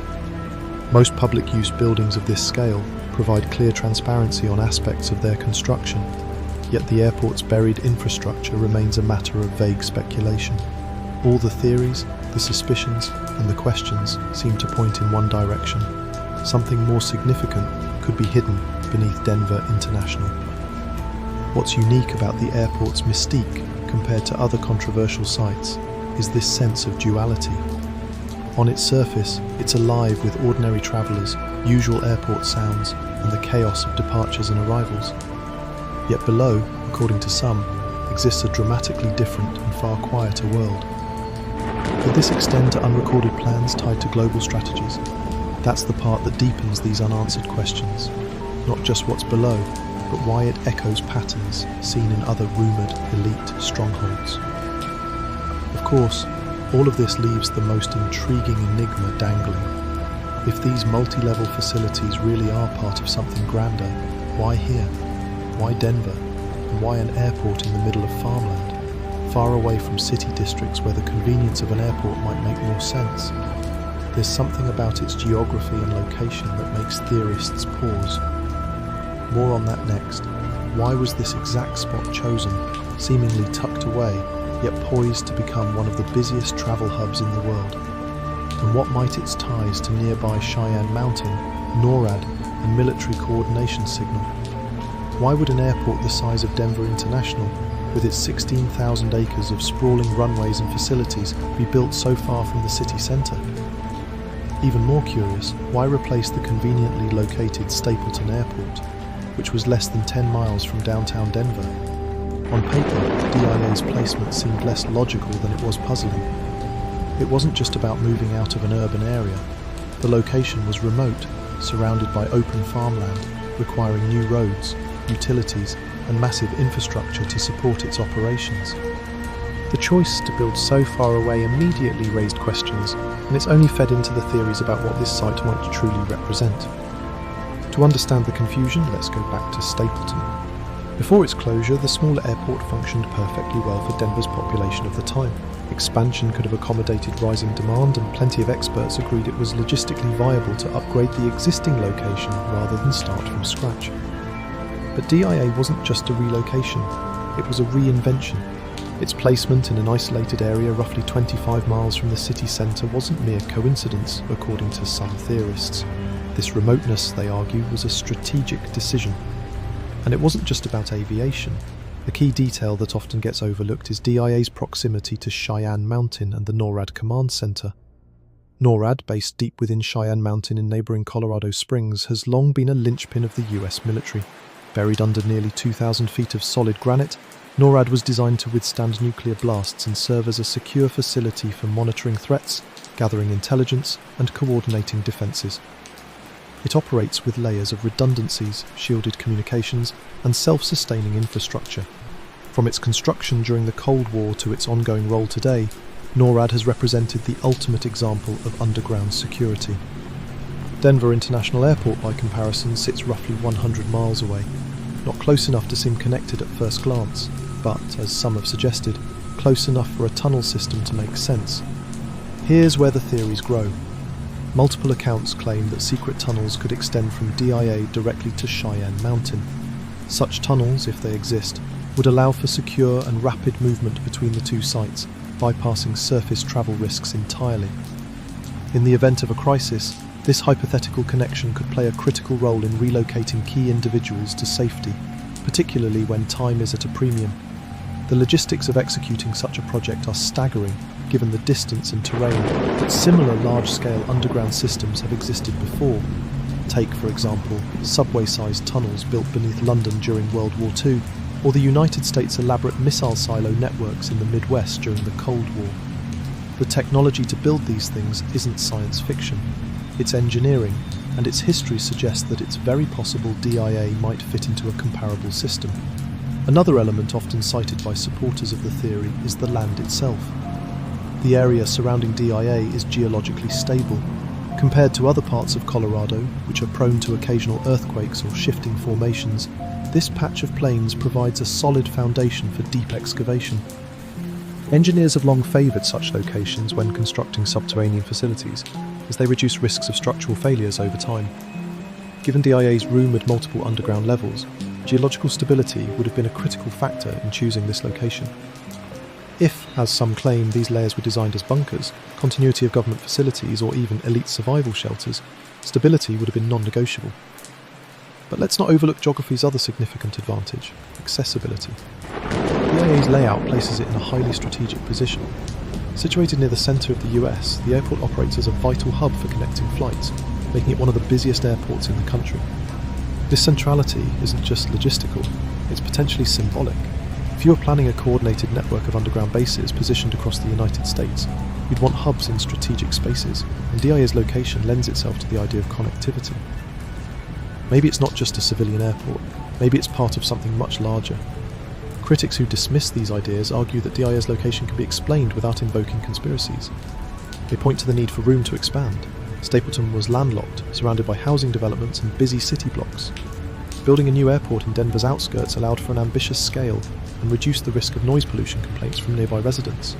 The airport's massive acreage, by this logic, guarantees its ability to accommodate increasing passenger demands for decades to come. But for some, this practical reasoning only addresses the surface. The enormous space that DIA occupies, more than twice the size of Manhattan, leaves room for more than just future runways. Another piece of this puzzle involves the airport's position within elite planning theories, particularly those focused on catastrophic events. According to these theories, sites like DIA aren't chosen at random. Instead, they're part of meticulous designs for survival and continuity in the face of global chaos. The airport's remoteness, underground infrastructure, and proximity to secure military sites suggest it could function as a safe haven or operational base for world-altering scenarios, be it nuclear war, environmental collapse, or economic crises. The idea is grounded in precedent, from Norway's Svalbard Global Seed Vault to Mount Weather in Virginia. Many countries have built fortifications for worst-case scenarios. DIA, with its scale and secrecy, fits the mould surprisingly well. And then there's the question of its integration into a broader, potentially global network. If the theories that link this airport to other secretive locations like Area 51 or Europe's underground military bases have any grain of truth, then DIA might represent more than a symbol of American resilience. It could be a node in a system of elite-controlled installations designed not for public knowledge or usage, but for securing the safety of select individuals and resources. Critics call such ideas far-fetched, but proponents note the secrecy, the money, and the construction delays as proof that not everything at this airport is as visible as it seems. The relocation from Stapleton also raised eyebrows for symbolic reasons. Those who look at these decisions in terms of shadow agendas argue that Stapleton was simply too integrated, too public, to host anything below the radar. The isolation of DIA, they claim, was intentional. Its placement designed to minimise visibility, ensure control, and protect whatever lies out of reach beneath its runways. Even within DIA's own records, there's acknowledgement that its outlying location presented challenges. These challenges weren't easily offset, as major highway systems and rail lines had to be rerouted or built anew to accommodate the move. Why go through such lengths unless there was a greater purpose? Highways, trenches, fields, all of it feeds into the mystique surrounding the choice of this location. DIA appears ordinary enough when approached via surface roads. Its flat panoramas give way to distant mountains, fitting the aesthetic of Colorado's rolling plains. But as you drive closer, the sheer emptiness surrounding it becomes noticeable. Long stretches of open land provide no real visual obstructions. If one wanted to shield entrances to deeper underground layers or disguise movement near DIA, the lack of nearby urban sprawl would make such effort simpler. To some minds, this environment wasn't merely advantageous logistically, it was perfect for a site meant to avoid scrutiny. So was this location's placement purely coincidental, an opportunity to reimagine Denver's air travel, or an expertly designed choice meant to anchor something hidden? If you draw connections between World Wars, Cold War shelters, and DIA's rumours, the theories begin speaking louder than the official explanations. Its distance, its centrality, its geological advantages, its proximity to NORAD. All key points that suggest this site's potential purposes extend farther than first imagined. Whether or not the theories hold up entirely, it's hard to argue that the airport's specific location hasn't contributed to its enduring mystery. The space between this reality and conspiracies continues to widen as more questions arise. Questions like, could the runways themselves or other features visible from the air point to hidden infrastructure? Or do aerial photos of the airport offer any clues to these larger mysteries that ground-level observers might miss?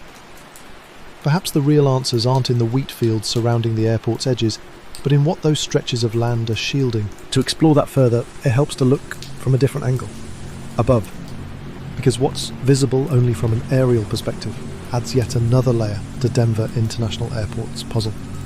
From the ground, Denver International Airport might look expansive, its vast acreage, long runways, and towering terminals, giving an impression of sheer scale. But to really appreciate its layout, you have to view it from above. Depending on who's looking, those aerial photographs reveal more than just functionality. They hint at something deeper, patterns, structures, and anomalies that fuel the theories surrounding this airport. One of the most talked about features is the airport's runway design. On official blueprints, this design is explained as practical, a layout meant to allow planes to take off and land simultaneously in nearly any kind of weather. But seen from above, critics argue it forms a pattern that looks strikingly deliberate. Some describe it as a symbol, others as resembling the shape of a swastika. While this interpretation doesn't match its official intent, the resemblance has never been fully dismissed by those who argue there's more to the blueprint than efficiency. This rumoured symbolism is where speculation connects the airport's construction to secret organisations, even suggesting ties to occult systems or shadowy groups operating behind the scenes. These interpretations are impossible to confirm, of course, but they've persisted, partly due to the strange design choices that don't seem to exist at other airports of this size. But it's not just idle speculation about the runways that stokes curiosity. Aerial photos of the airport reveal unusual patterns and land features surrounding the facility that don't seem to serve an obvious purpose. Among these are large, unmarked zones where no operations appear to occur.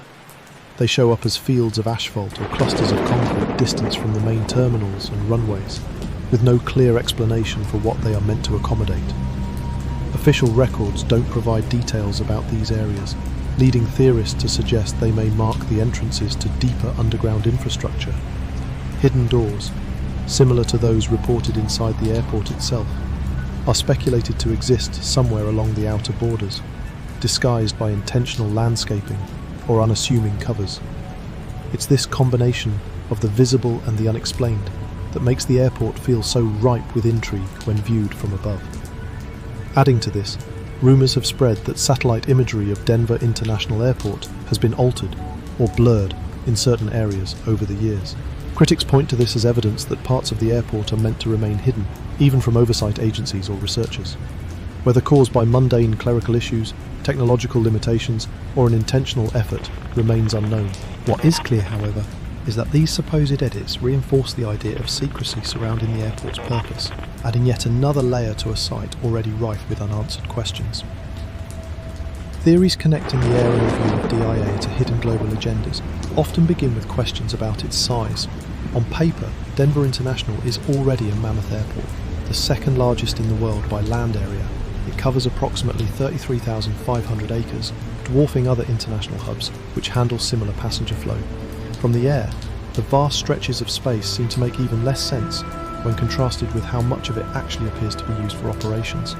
While working runways, taxiways and facilities are clearly visible, entire sections seem curiously underutilised. Critics believe this was deliberate.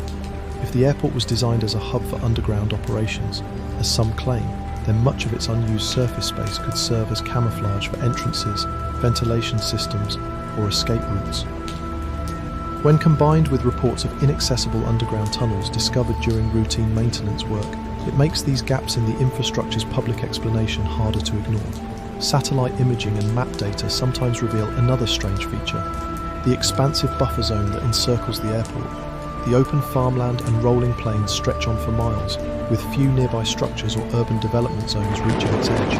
Compared to other airports, it feels unusually isolated. But as conspiracy theorists are quick to note, that isolation might be the point. One popular line of thought is that this no-man's land serves as a protective barrier, further discouraging casual exploration of the surrounding areas. Unlike a city-locked airport hemmed in by neighbourhoods, DIA stands apart, its empty edges making discrete activities in less visible areas plausible, or at least easier to imagine. Some explanations related to these anomalies tie back to global elites and doomsday prepping. If DIA was designed not solely for air travel, but as part of a hidden network of bunkers or subterranean facilities, this vast, unaccounted-for space could be essential. It might host access points or infrastructure critical for a broader system of hidden facilities spanning the US or even the world. From the air, small outcroppings of concrete or dirt mounds might very well seem insignificant, but given the scale of construction reported at the airport over the decades, even tiny details attract scrutiny.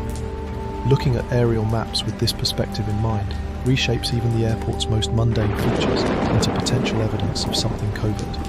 And there's more to these questions than just aerial patterns. Theories claim that certain blueprints related to the construction of the airport don't fully match what we see on the surface. These discrepancies, allegedly found in early construction documents, show facilities or structures accounted for that never appeared in the final visible layout. Whether these elements were cancelled, buried, or simply retooled for non-public purposes is unclear. Yet such inconsistencies, if they exist, continue to raise the possibility that what we see above ground is only a fraction of the full environment surrounding DIA. Pictures from high above only add drama to this theory. Zoomed out views hint at minor misalignments, open spaces, or even grids that seem disconnected from the airport's overall design logic. Naturally, skeptics dismiss this as overinterpretation, arguing that large designs often evolve during construction, leading to leftover areas with no intended function. But for others, a project of DIA's size leaves no room for coincidence. The shapes and symbols people claim to see from these aerial views lead not only to speculation about hidden infrastructure, but also symbolic intent. The layout of multiple runways intersecting at sharp angles, not merely parallel or flowing like at many other facilities, has drawn comparisons to occult imagery. While the suggestion might seem outlandish to some, to others it's part of a larger narrative about elite power and secrecy. Even if unintentional, the very idea that the design echoes ancient or esoteric symbols fuels more ideas about the airport's dual purpose. At its core, this debate about the aerial view showcases how visible inconsistencies in large-scale projects can lead to infinite speculation. Gaps in information allow imaginations to fill in the blanks, crafting worlds of spies, bunkers, and secret passageways hidden in plain sight.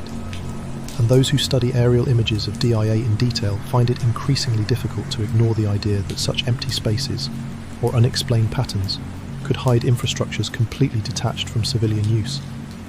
The sheer size of this airport, visible even from orbit, brings us back to its potential connections underground. What if the aerial photos are only showing a hint, carefully concealing more complex intentions?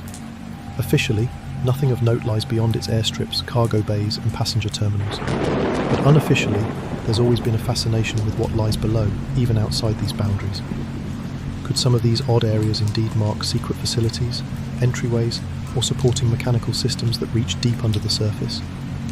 Current construction maps raise questions about the balance between what can be seen and what remains obscured underground. Finally, there's the matter of what happens outside DIA entirely. Denver is no stranger to large underground works. Its proximity to known military sites adds weight to suspicions. And from the air, Colorado's terrain shows dramatic outlines. Open plains give way to mountains where government operations like NORAD continue deep within protected terrain. Aerial views remind us how close DIA sits to this secure region. Speculation about whether the airport serves as a practical backup for Shire Mountain and similar facilities stems partly from analysing these geographic features and considering their relationships from a bird's-eye perspective. What we see, or perhaps don't see, from above has added layers of intrigue to Denver International Airport since the first aerial photographs began circulating. Even now, satellite photographs, online mapping services, and drone footage continue to spark speculation. The deeper question is, how much of what seems unusual is really purposeful? Could these aerial arrangements, visible anomalies, and empty spaces suggest merely coincidence and clunky planning, or do they point to something far more intentional? For years, these unanswered questions, inconsistencies, and strange views have left people in awe and even suspicion. But if patterns visible from above hint at something hidden below, it begs further thought. Why? Why would any of this exist in this way, unless the goal was to make it less obvious? That train of thought brings us closer to one of the most enduring ideas about DIA, not just as an isolated enigma, but as part of an interconnected system. What if some of these aerial clues, from runways to space allocations, actually tie the airport to military or secure establishments like NORAD, and from there, to a network we're only beginning to imagine. Let's take a look at the theories connecting DIA to Cheyenne Mountain next, and ask whether this airport might serve as a vital piece in something far greater than commercial travel. Could Denver International Airport be connected to NORAD through a hidden network of tunnels? For years, this question has become central to the mystery surrounding the airport. On its own, the North American Aerospace Defense Command, or NORAD as it's commonly called, already feels like something straight out of science fiction. Built deep within Cheyenne Mountain, about 75 miles south of DIA, NORAD was designed to monitor airspace and protect the continent from missile threats. But more than just a radar hub, it's a fortress, buried under 2,000 feet of solid granite, capable of surviving nuclear attacks and continuing operations during large-scale disasters. It's self-sufficient, with its own power supply, water systems, and enough resources to operate independently during extended emergencies. In many ways, it represents the ultimate example of secure infrastructure. The distance between NORAD and DIA might seem substantial at first glance, but the idea of a direct underground route connecting the two has sparked plenty of speculation. The claims of such a tunnel system didn't appear out of nowhere. The same secrecy surrounding DIA's underground facilities has long drawn parallels to the silence that surrounds military complexes like NORAD. Some theorists have argued that the airport's massive underground construction projects were not just for baggage systems or storage, but may have included sections of tunnels leading directly toward NORAD. These claims are often dismissed as exaggerations or fabrications, yet they persist, in part because of how plausible the notion seems when framed against what has been built elsewhere in history. During the Cold War, both the United States and the Soviet Union invested staggering amounts of time, money and secrecy into constructing underground networks. The Raven Rock Mountain complex in Pennsylvania, sometimes called the Underground Pentagon, is just one stark example. Designed as a command center for government continuity in the event of nuclear war, Raven Rock highlighted that governments were willing to go to extraordinary lengths and dig incredible depths to protect critical systems. DIA's location, relatively close to Cheyenne Mountain compared to other airports, has always felt too convenient to many theorists. Covering about 75 miles, a hypothetical tunnel between the two would be one of the longest ever created. But it isn't unprecedented.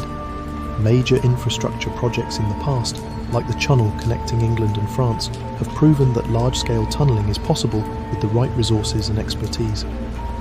If such a tunnel were buried deeply enough, it could theoretically run beneath urban areas and natural obstacles without detection, and if engineered correctly, it would support secure transportation of resources, personnel, or information entirely isolated from the outside world. Given NORAD's role in national security, this kind of connection would make sense strategically, especially if DIA were intended as more than a commercial travel hub. Of course, none of this has been proven beyond whispers, personal accounts, and speculative reports. But what makes the theory persist is that history repeatedly shows us that some truths about military and government projects only come to light when they're no longer of strategic importance. Consider this. If a tunnel like this exists, wouldn't its very existence by necessity be classified? Any acknowledgement of such a project during an active use case would undermine its purpose. That means whether or not there remains evidence on the surface, it could still be operating, or completed long ago without public knowledge. The inherent secrecy involved in connecting two potentially critical facilities makes the lack of confirmation less a dismissal and more a fundamental part of the story. Engineering such a tunnel poses its own questions. The geology here, while stable enough for construction, wouldn't make tunneling over such a long distance easy. Tunneling equipment would need to operate consistently without alerting surface activity or disturbing populated areas in its path. Critics often bring up the fact that large public tunneling projects, like subway systems or pipelines, tend to leave physical traces, construction staging areas, displacement tracks, or excavation sites that are difficult to hide. But DIA and NORAD theorists counter this claim by pointing to the kind of infrastructure governments have been known to handle carefully in the past. During World War II, entire underground cities were built in complete secrecy, protecting wartime manufacturing efforts and key personnel from enemy bombing campaigns. Whether or not this exact level of secrecy remains possible, it's worth noting that Denver International Airport sits in an area uniquely positioned to mask movements. Those vast, empty plains might not only make sense for an airport, they might serve perfectly as a cover for discrete construction. Another key angle to this theory is purpose. What would such a tunnel system be used for if it exists? This is where theorists start drawing connections to larger concepts involving elite activity or doomsday planning. Elite-focused theories suggest the airport serves not only as a public transportation hub, but also a critical part of a larger global network designed to ensure the survival or continued operation of select individuals in times of global crisis. If such a theory were true, a hidden tunnel system to NORAD makes practical sense. The airport could function as an entry or exit point, equipped to transport politicians, military leaders, or other key figures entirely out of public sight, moving them securely toward NORAD's fortified facility. This wouldn't be unprecedented. In times of heightened geopolitical tension, the establishment of underground routes had significant strategic value in ensuring mobility and command continuity. History provides plenty of examples, Raven Rock, Mount Weather, and even rumoured Soviet projects, of governments preemptively planning for disasters. The key connection in many of these operations was leadership continuity, the ability to move heads of state and key officials without delay, regardless of what was happening on the surface. For DIA, sitting in relative proximity to key facilities like NORAD and even Washington DC flights, this potential ability to safeguard movement aligns with known past priorities, even if no definitive evidence explicitly confirms such plans for the airport. But we can't ignore another aspect of this theory, the secrecy and scale of the airport itself. We already know that DIA's underground facilities remain something of a mystery. Whistleblower claims, unexplained budget overruns, layering contractors who reportedly never saw the full scope of the project.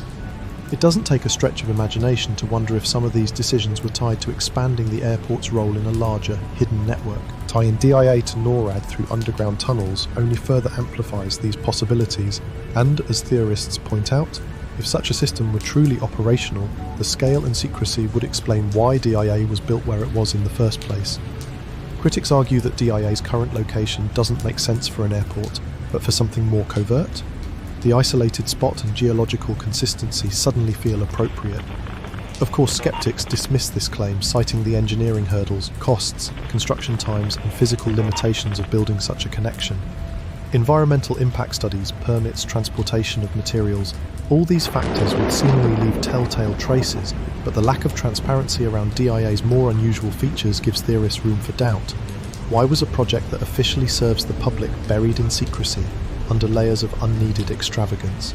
If we're to believe the simplest explanations, DIA's size and underground layers were simply built to future-proof an airport, one of the busiest in the country. Yet for others, that explanation feels too superficial to account for the billions of additional dollars spent or the unexplained underground details. A question worth asking is what kind of world these premises fit into. Why would a tunnel between DIA and NORAD matter today?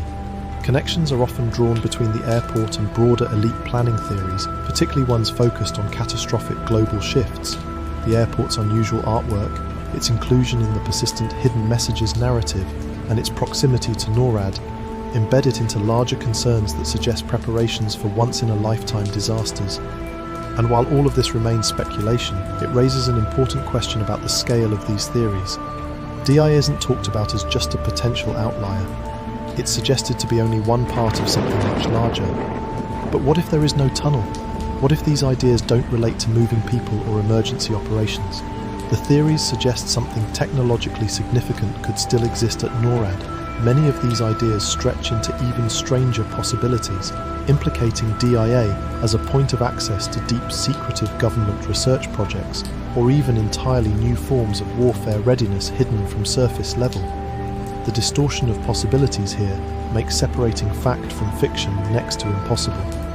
That middle space has been where speculation about DIA thrives, but the lack of direct confirmation either way around tunnel connections leaves one final point standing above it all. The gaps in this story feel deliberate. The secrecy itself is undeniable. Whether by design or necessity, it continues to add weight to what could have otherwise been dismissed outright. And so we find ourselves wondering, not just if tunnels connect DIA to NORAD, but what securing such a route would say about the airport's very purpose. Would such secrecy mask something completely practical? Or does it suggest a role for DIA that moves far beyond accommodating millions of passengers each year? If there is a tunnel to NORAD, or even the faintest whisper of one, It wouldn't just reshape the way we see the airport, it would add an entirely new dimension to why it exists in the first place. Of course, even without tunnels, there's something undeniably strange about the way DIA captures public attention. It isn't just about movement, whether hidden or known. It's also about the designs we see every time we visit the terminal itself. And nowhere is that suspicion clearer than in its art and symbolism. What is it trying to tell us, or hide in plain sight? Standing outside Denver International Airport, one of the first things visitors encounter is the massive blue Mustang statue, nicknamed Blucifer by locals. It towers at 32 feet, its entire frame a vibrant, unnerving shade of cobalt, with muscles so exaggerated they appear to ripple under the imaginary light of the sun. But it's not its size or colour that catches a person off guard. It's the eyes. Blucifer's glowing red eyes pierce the dusk like something out of a feverish nightmare, creating a haunting effect that's impossible to ignore. Some say the eyes are a tribute to the artist's father, who owned a neon sign business. But others, drawn to the darker side of the airport's mythology, see something far more sinister. The red eyes, they argue, are no simple design choice, but rather a signal, a warning, or even a representation of deeper forces at play. Blucifer's eerie reputation doesn't stop with its appearance. There's the tragic tale of its own creation. During construction, a large piece of the sculpture fell on the artist, Luis Jimenez, leading to his untimely death. Though completed posthumously, this backstory has only fueled its dark energy in the eyes of conspiracy theorists and casual observers alike. Some draw comparisons between the statue and the infamous four horsemen of the apocalypse. In this view, Blucifer represents death, galloping forth to herald destruction. The glowing eyes, a deliberate choice meant to capture the essence of fear and inevitability. Whether symbolic or coincidental, walking beneath the statue leaves many visitors with a palpable sense of unease, some even describing a heaviness in the air that lingers long after they've passed. But Blucifer is only the beginning. Once inside the airport, visitors are met with something equally polarizing: the murals. These sweeping artworks cover entire walls of the terminals, and they don't shy away from vivid, chaotic scenes. Take, for example, the infamous mural known informally as "Children of the World Dream of Peace." At first glance, it might appear hopeful, with a rainbow stretching across one section, surrounded by smiling children from different cultures. But follow the mural a bit further, and the mood changes drastically. A soldier in a gas mask and military uniform looms menacingly, wielding a rifle and sword against a ravaged backdrop. Nearby, children cry under a dim, cloudy sky. The stark contrast between scenes of destruction and optimism leaves viewers unsettled. What is the mural trying to say? Is it a warning? A prophecy? Critics of the murals argue they're far too provocative for a place intended to ease travellers into their journeys. Airports are supposed to feel comforting or neutral, yet these images scream of chaos, war and despair. Some theorists believe the murals don't depict random ideas, but are instead part of a larger message tied to themes of global unrest, depopulation and control. Supporters of this notion point to what they say are hidden symbols placed carefully within the art. In certain depictions of mountains, for example, small shapes appear carved into the peaks in patterns too precise to feel accidental. These details challenge viewers to look more closely, to question whether the artist was embedding something meaningful, something coded into their work. One striking theme in the murals is the interplay of destruction and renewal. It's undeniable in the imagery. In one scene, fires rage, buildings crumble, and faces contort with fear or grief. And yet, another part of the mural shows renewal, a determined group of children planting trees, surrounded by bright, lively colours. This juxtaposition feels deliberate, like it's encouraging an interpretation broader than mere storytelling. Perhaps it represents cycles of chaos and rebirth, or maybe it's pointing to global power struggles, the idea of catastrophic destruction paving the way for control under a single, centralized authority. Symbols don't just live in the murals. Throughout the airport, geometric patterns etched into floor tiles, marked on walls, and even woven into carpets prompt questions. Some are subtle, a series of overlapping circles, sharp edges forming triangles, crisscrossing lines that almost resemble stars. Others appear more striking, like the brazen dedication marker in the main terminal referring to a New World Airport Commission. Many have pointed out that no such organisation exists, raising suspicions about its inclusion. Is this vague title an allusion to a so-called New World Order, a term used in theories about global governance and elite control? Or is it a meaningless detail, overanalyzed and enhanced by imagination? The recurring presence of such elements across the airport leans into one undeniable fact. These designs, intentional or not, capture attention. Even DIA's most mundane elements seem to contribute to its mystique. Take the gargoyles perched inside the baggage claim area, positioned high above travellers. These figures, traditionally associated with warding off evil spirits from buildings, seem almost out of place in an airport. Instead of serving as reassuring protectors, their cartoonish style makes them unsettling. They leer down, frozen in positions more playful than comforting, causing some to wonder if their real purpose is symbolic, perhaps a nod to the hidden narratives and whispered stories surrounding the airport. Art critics and public officials argue it's too easy to misinterpret these features. The murals, they say, are meant to educate and inspire. They depict the horrors of war, environmental destruction and oppression, yes, but they also celebrate the resilience of humanity. From this perspective, the bold images aren't warnings of ultimate catastrophe, they're cautionary tales about the consequences of inaction. Similarly, symbols embedded into floors and walls may simply reflect attempts to create an aesthetic that feels unique, rooted in architectural creativity rather than meaning. Yet, as theorists like to point out, when something strikes so many people as odd, it opens the door to further interpretation, a visual game of connecting dots that may or may not exist. And this leads back to why Denver International has become such fertile ground for speculation about a hidden elite agenda. In the eyes of skeptics, the symbols scattered throughout the airport serve as breadcrumbs, placed there for those who know what to look for. Theories about elite plans, whether related to depopulation, global leadership, or secret societies, have only been strengthened by these seemingly open yet cryptic messages. Murals of destruction, a red-eyed Mustang, gargoyles leering at unsuspecting travellers. Whether intentional or coincidental, these pieces provoke a shared sense of mystery. Some may see warnings in Lucifer's fiery stare, while others notice hope tucked away in the brighter sections of a rainbow-painted mural. Either way, whatever the truth is about DIA's art and design, it refuses to feel mundane. Patterns emerge in the speculation, tying these symbols to larger theories about the airport's purpose. Could they represent elite plans for a post-cataclysm future, as some claim? Or are they simply meant to provoke thought, adding depth to the traveller's experience in a way most airports shy away from? Advocates for the latter suggest the designers and artists just wanted to create something unique, something that left visitors feeling they'd spent time in a modern cultural monument, not just another transit hub. Yet for many, the explanations don't sit quite right. A simpler design, neutral walls, abstract art, might have achieved the same effect without inspiring decades of conspiracy theories. Perhaps that's the crux of what makes DIA so endlessly fascinating. Every symbol, every decision, feels like it carries the weight of intention. This layering of messages, these contrasts of light and darkness, comfort and discomfort, push even the most casual observer to pause and think. Who commissioned this imagery?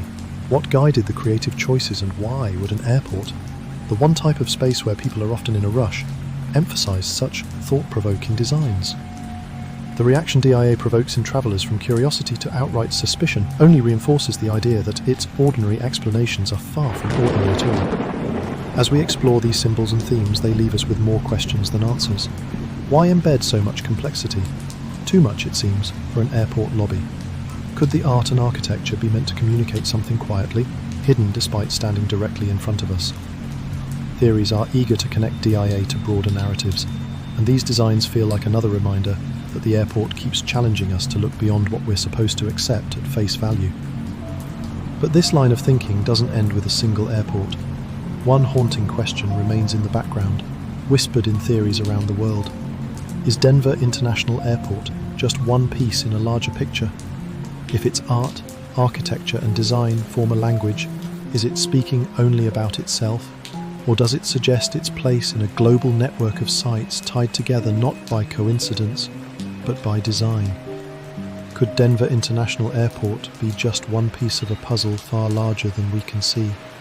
This idea, however unsettling, has gained traction among theorists who believe DIA isn't merely a constructed anomaly, but a hub, a critical node in a much broader global network. A network designed, some would say, not to serve travellers and luggage, but to fulfill the plans of a quiet but coordinated elite.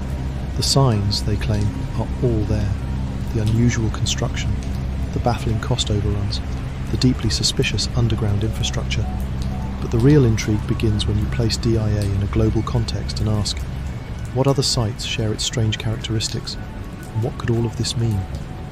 Theories surrounding DIA often branch outwards to connect it to other locations with similarly esoteric rumours. Area 51, for instance, serves as a cornerstone of nearly every conversation about hidden government projects or elite-controlled facilities. Tucked away in Nevada's desert, Area 51 is shrouded in secrecy, officially acknowledged yet inaccessible, and long rumoured to house not just advanced military technology but something even stranger: alien artefacts, biological specimens, or the results of experiments humanity was never meant to understand. What ties it to DIA in these theories is the shared theme of underground systems. While Area 51's isolated bunkers and supposed tunnels are thought to stretch deep into the desert, DIA's labyrinth below the surface easily invites comparisons, suggesting a common blueprint between the two locations. For theorists, the similarities are difficult to ignore. They both operate on a scale far exceeding necessity, and both exist as impenetrable fortresses to the outside world. But it doesn't stop there. This supposed global network isn't limited to US soil. Many tie DIA to rumoured underground bases in Europe, often in Switzerland and the Austrian Alps, known for their eerie infrastructure and geographic isolation. Much like DIA, these European facilities are thought to extend deep underground for reasons not entirely made public.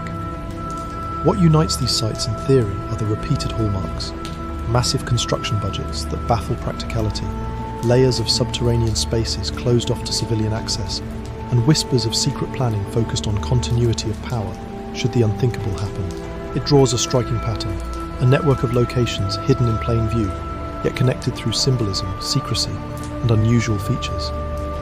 Interestingly, some theorists suggest this network serves a singular, overarching purpose: to prepare for catastrophic global events. If DIA is a hub in this broader design, then its underground facilities could be central to that goal. The theory posits that these locations function not just as bunkers or continuity of government sites, but as critical nodes in a global system of control and survival. In this context, the proximity of DIA to NORAD and Cheyenne Mountain, and the possibility of tunnels connecting them, sits firmly within this larger picture. This coordination isn't just about hiding, it's about building a vast, invisible infrastructure designed to outlast anything happening on the surface. And here's where it gets even more compelling. When looking at these sites, it's not just their hidden nature that invites theorizing, it's the recurring use of symbols, imagery, and art that seems designed to communicate something, if only to those attuned enough to recognize it. DIA's infamous murals, for example, often take center stage in discussions about the airport, not acting as a standalone site, but rather as a junction in this global network. Depictions of environmental destruction, militarized forces, and eventual rebirth feel eerily aligned with the idea of planning for massive upheaval.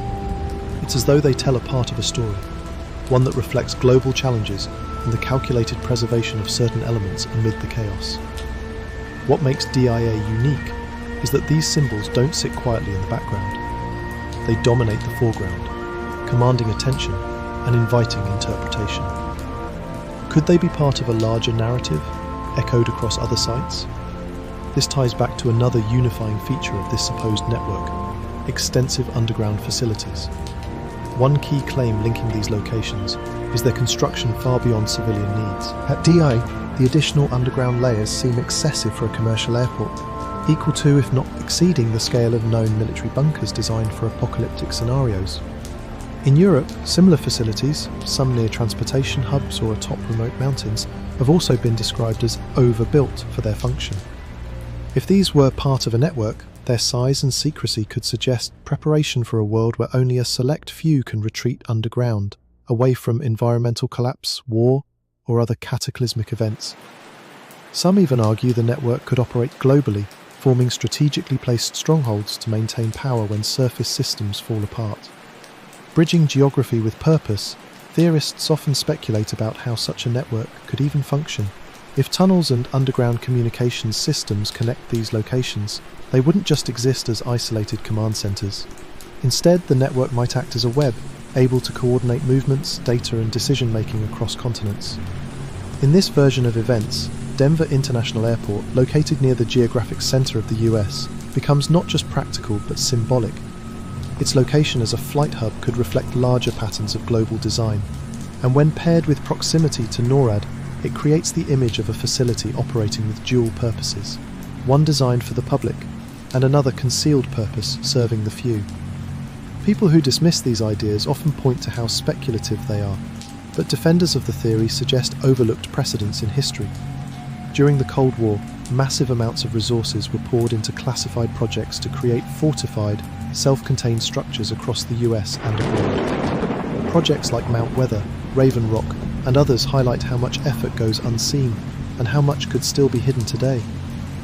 For many, this historical context makes it easier to accept the idea that DI and other sites like it serve a purpose we're simply not being told about.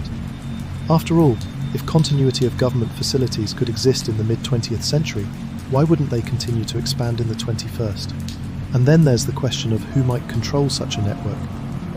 Theories about elites tying into DI don't feel isolated, especially when linked to designs that echo global themes. Artworks at the airport, like the murals or the Blue Mustang statue, are often associated with ominous themes of control, destruction, and renewal. Even the airport's dedication plaque, with its mysterious reference to the New World Airport Commission, feels like it hints at broader connections.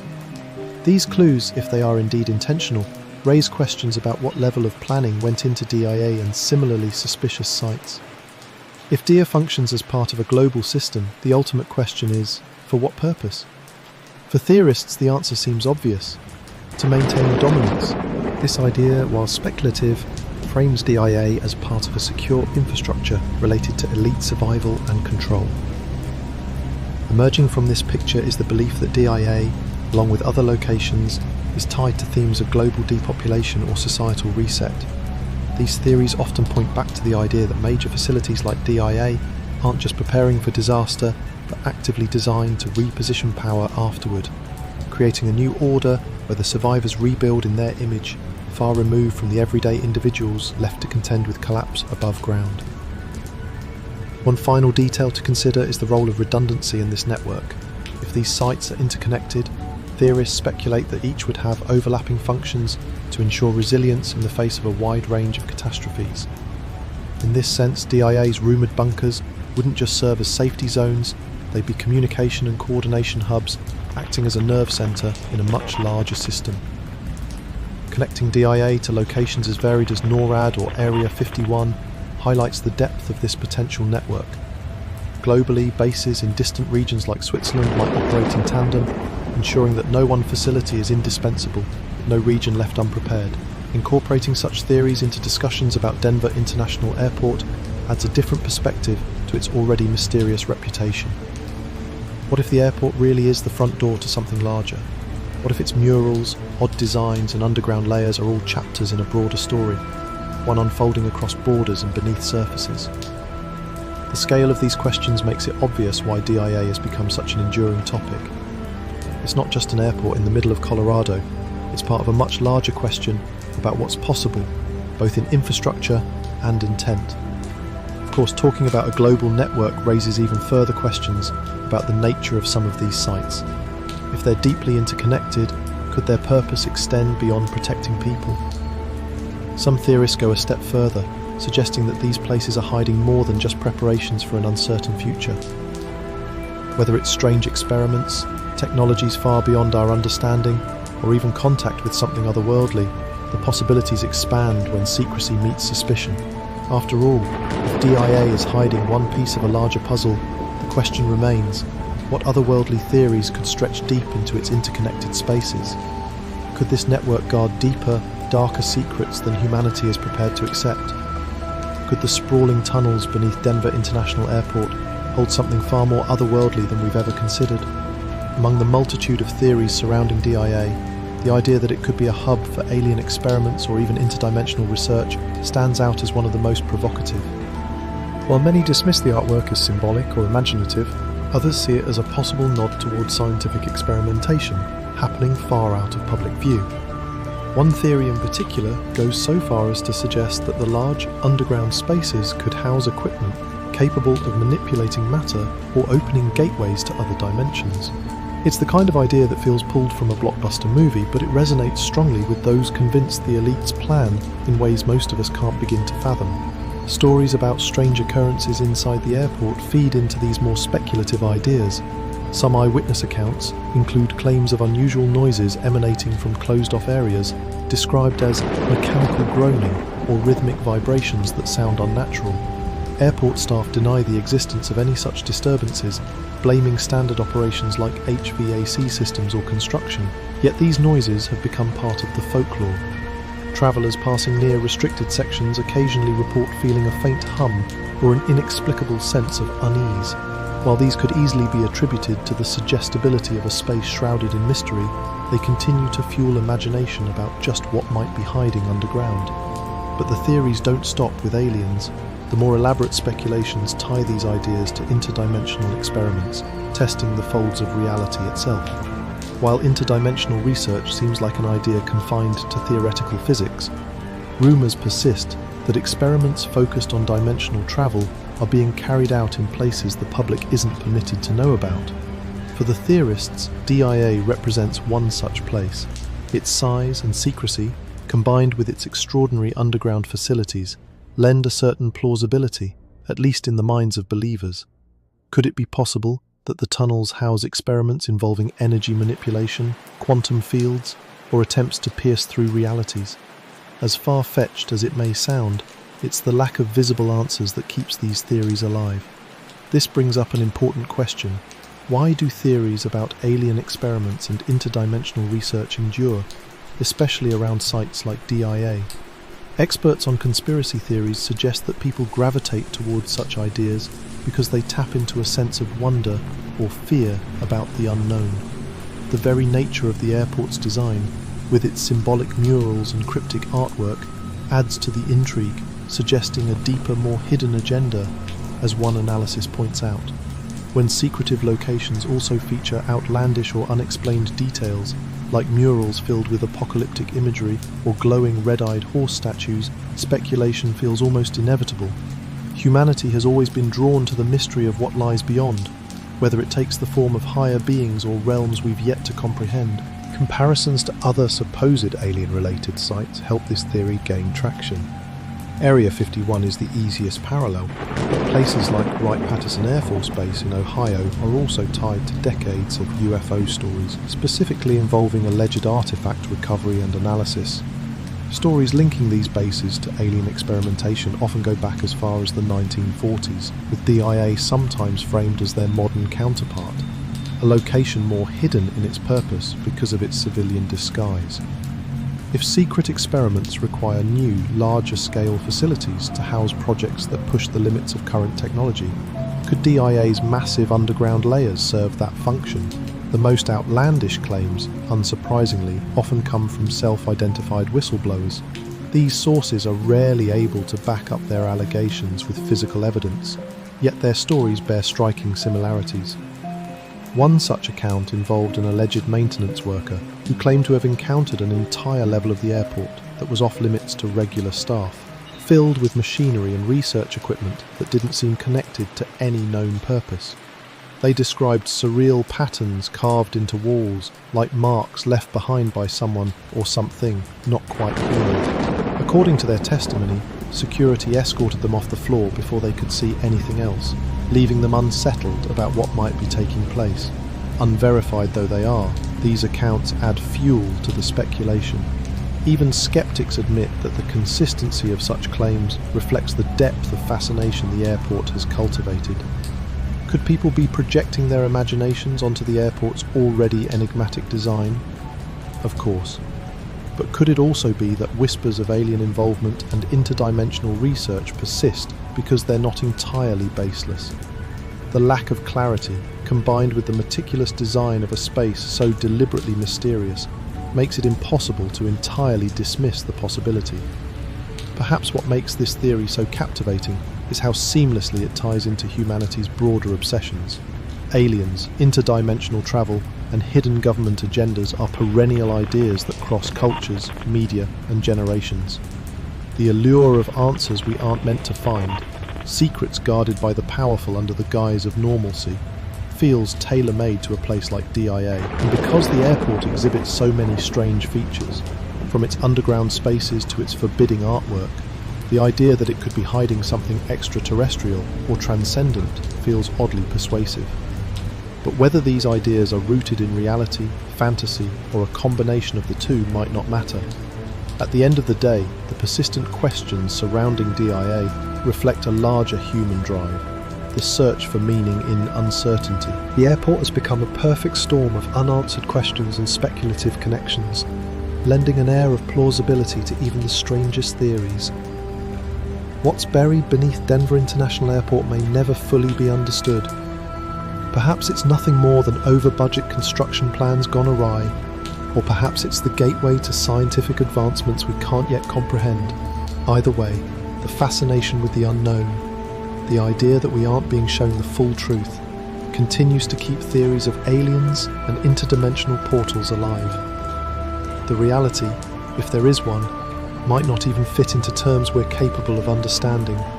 It leaves us wondering, could DIA's secrecy be concealing something not just elusive, but something beyond the limits of imagination? And if so, what does that mean for how we view the events shaping our world above ground? Could Denver International Airport be part of a hidden plan, a safeguard for the elite in preparation for a looming global catastrophe?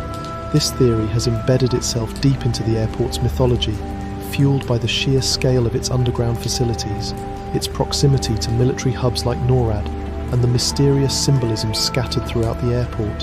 For some, DIA represents much more than a transportation hub. It's a fortress, designed to secure the survival of a privileged few during an event the rest of us are not yet prepared to face. At the centre of this theory lies DIA's massive underground infrastructure, officially described as housing maintenance areas and long-abandoned automated baggage systems. The airport's subterranean layers are rumoured to extend far deeper and much broader than any explanation suggests. Whistleblower reports during construction described unusual protocols, workers only assigned to small, fragmented sections of the underground projects and rarely granted access to the larger unified plans.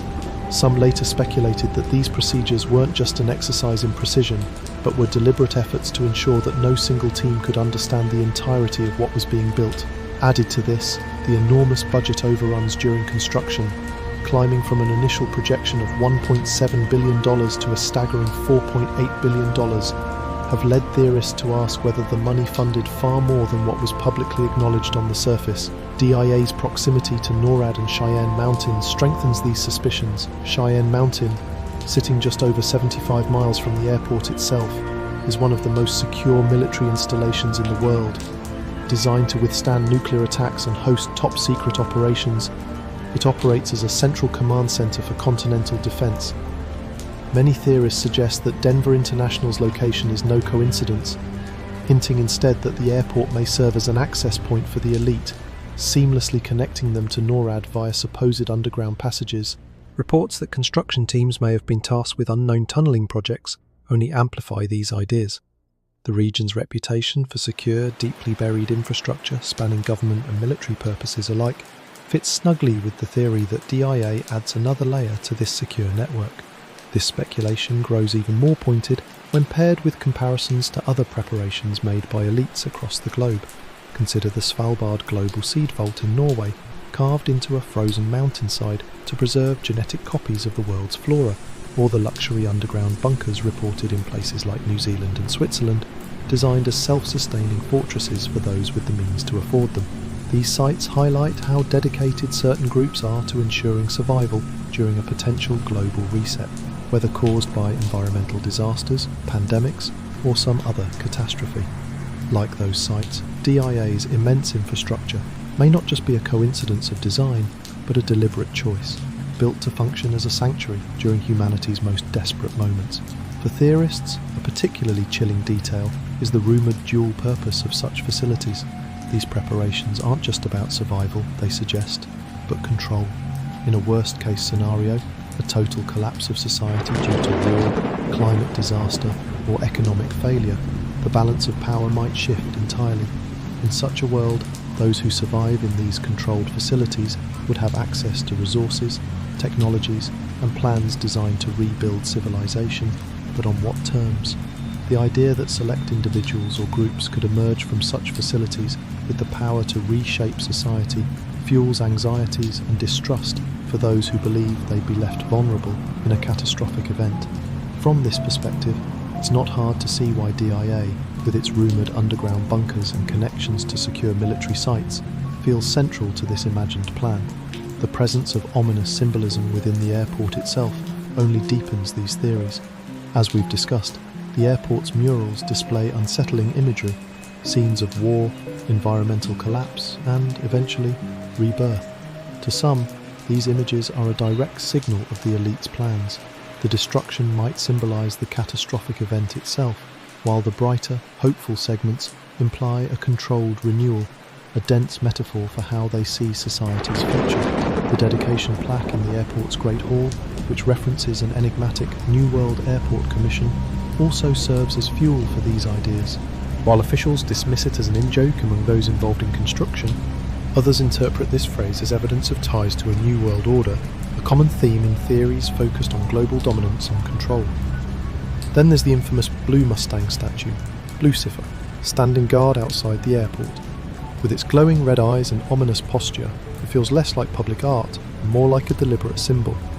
The statue's critics insist that its eerie features are a purposeful nod to apocalyptic themes or the coming power of a reimagined society. Even its backstory, the death of its creator after a piece of it fell on him, seems to have an edge of menace that many can't brush off. Taken all together, DIA's artistic choices don't feel random, they feel like a crafted story, one that's less about decoration and more about foreshadowing. Believers in this theory often point to the secrecy surrounding elite preparation as evidence of what they see as a deeper truth. Throughout history, large-scale projects meant to safeguard power have always operated under tight wraps. Facilities like Mount Weather in Virginia or Raven Rock in Pennsylvania are prime examples. These sites, reserved for high-ranking officials during wartime or crisis, were constructed in secrecy for emergency government operations. The methods used to pull off such projects aren't hard to imagine being adapted and applied to larger, more modern facilities like DIA. After all, if infrastructure could be built in the 20th century to ensure continuity of government, why wouldn't the same precautions and secrecy continue in the 21st century? The question that often follows is what exactly is being prepared for? Theories range dramatically. Some suggest DIA represents a safeguard against climate instability, rising sea levels or resource scarcity that could trigger widespread panic. Others tie it to concerns about biological threats, such as pandemics, that could make above-ground living unsafe for extended periods. Still others believe the preparations are tailored for inevitable economic collapse or geopolitical instability. Whatever the perceived threat, the common thread in these rumours is always the same.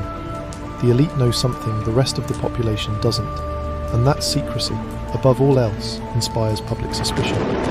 It's this gap between what might be known and what's public knowledge that fuels much of the scepticism around DIA.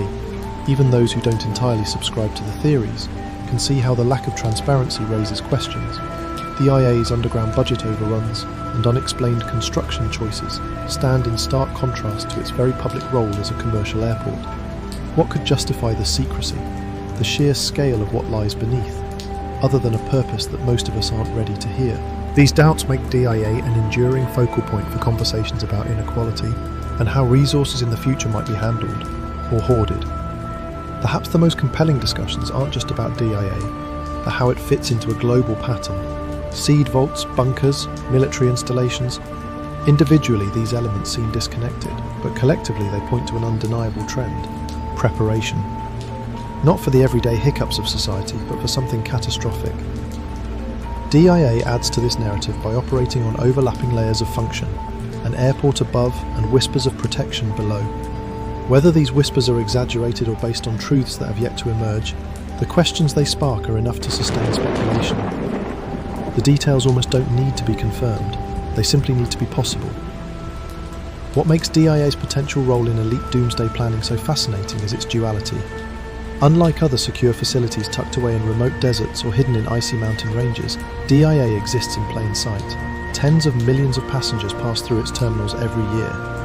Yet what lies beneath or behind those terminals remains outside our view. This contrast between the open and the hidden fuels the belief that we're only scratching the surface of what this airport represents. The implications for society make this theory even more unsettling. If such preparations are real and concentrated on ensuring survival for only a select few, what does that mean for everyone else? The idea that resources, technology, and even governance could become concentrated among the elite in a post-catastrophe world casts a shadow over the concept of shared progress. It's no longer just a conspiracy theory. It's a discussion about what survival looks like in a world where only a fraction of us are meant to move forward. All of this leads to one haunting question. If the elite are preparing for something, why aren't the rest of us being told? The assumption is always that the danger lies far in the future, but what if it's already closer than we think? Whether or not DIA is part of this plan, its existence reminds us of how little we may truly know about what goes on behind the scenes. Perhaps what's most eerie of all is the possibility that when the time comes, those involved with such facilities will slip away, leaving us to wonder whether their plans were warnings or announcements we refuse to hear. The mysteries of Denver International Airport pull us into a space between what we see and what we suspect. Its sprawling underground networks, haunting art, and symbolic designs leave questions that refuse easy answers. Perhaps it's no coincidence that a place meant for connection feels so deeply tied to the unknown. What do we really know about the forces shaping our world, the infrastructure built beneath it, and the symbols scattered throughout it? Maybe the truth isn't buried beneath the airport at all. It's in what we're too afraid to see in ourselves. So, what do you think lies in the shadows? If this story made you think twice about what's hiding in plain sight, make sure to subscribe to Sleep Theories. There's always more to uncover, and we'll be right here unraveling it together.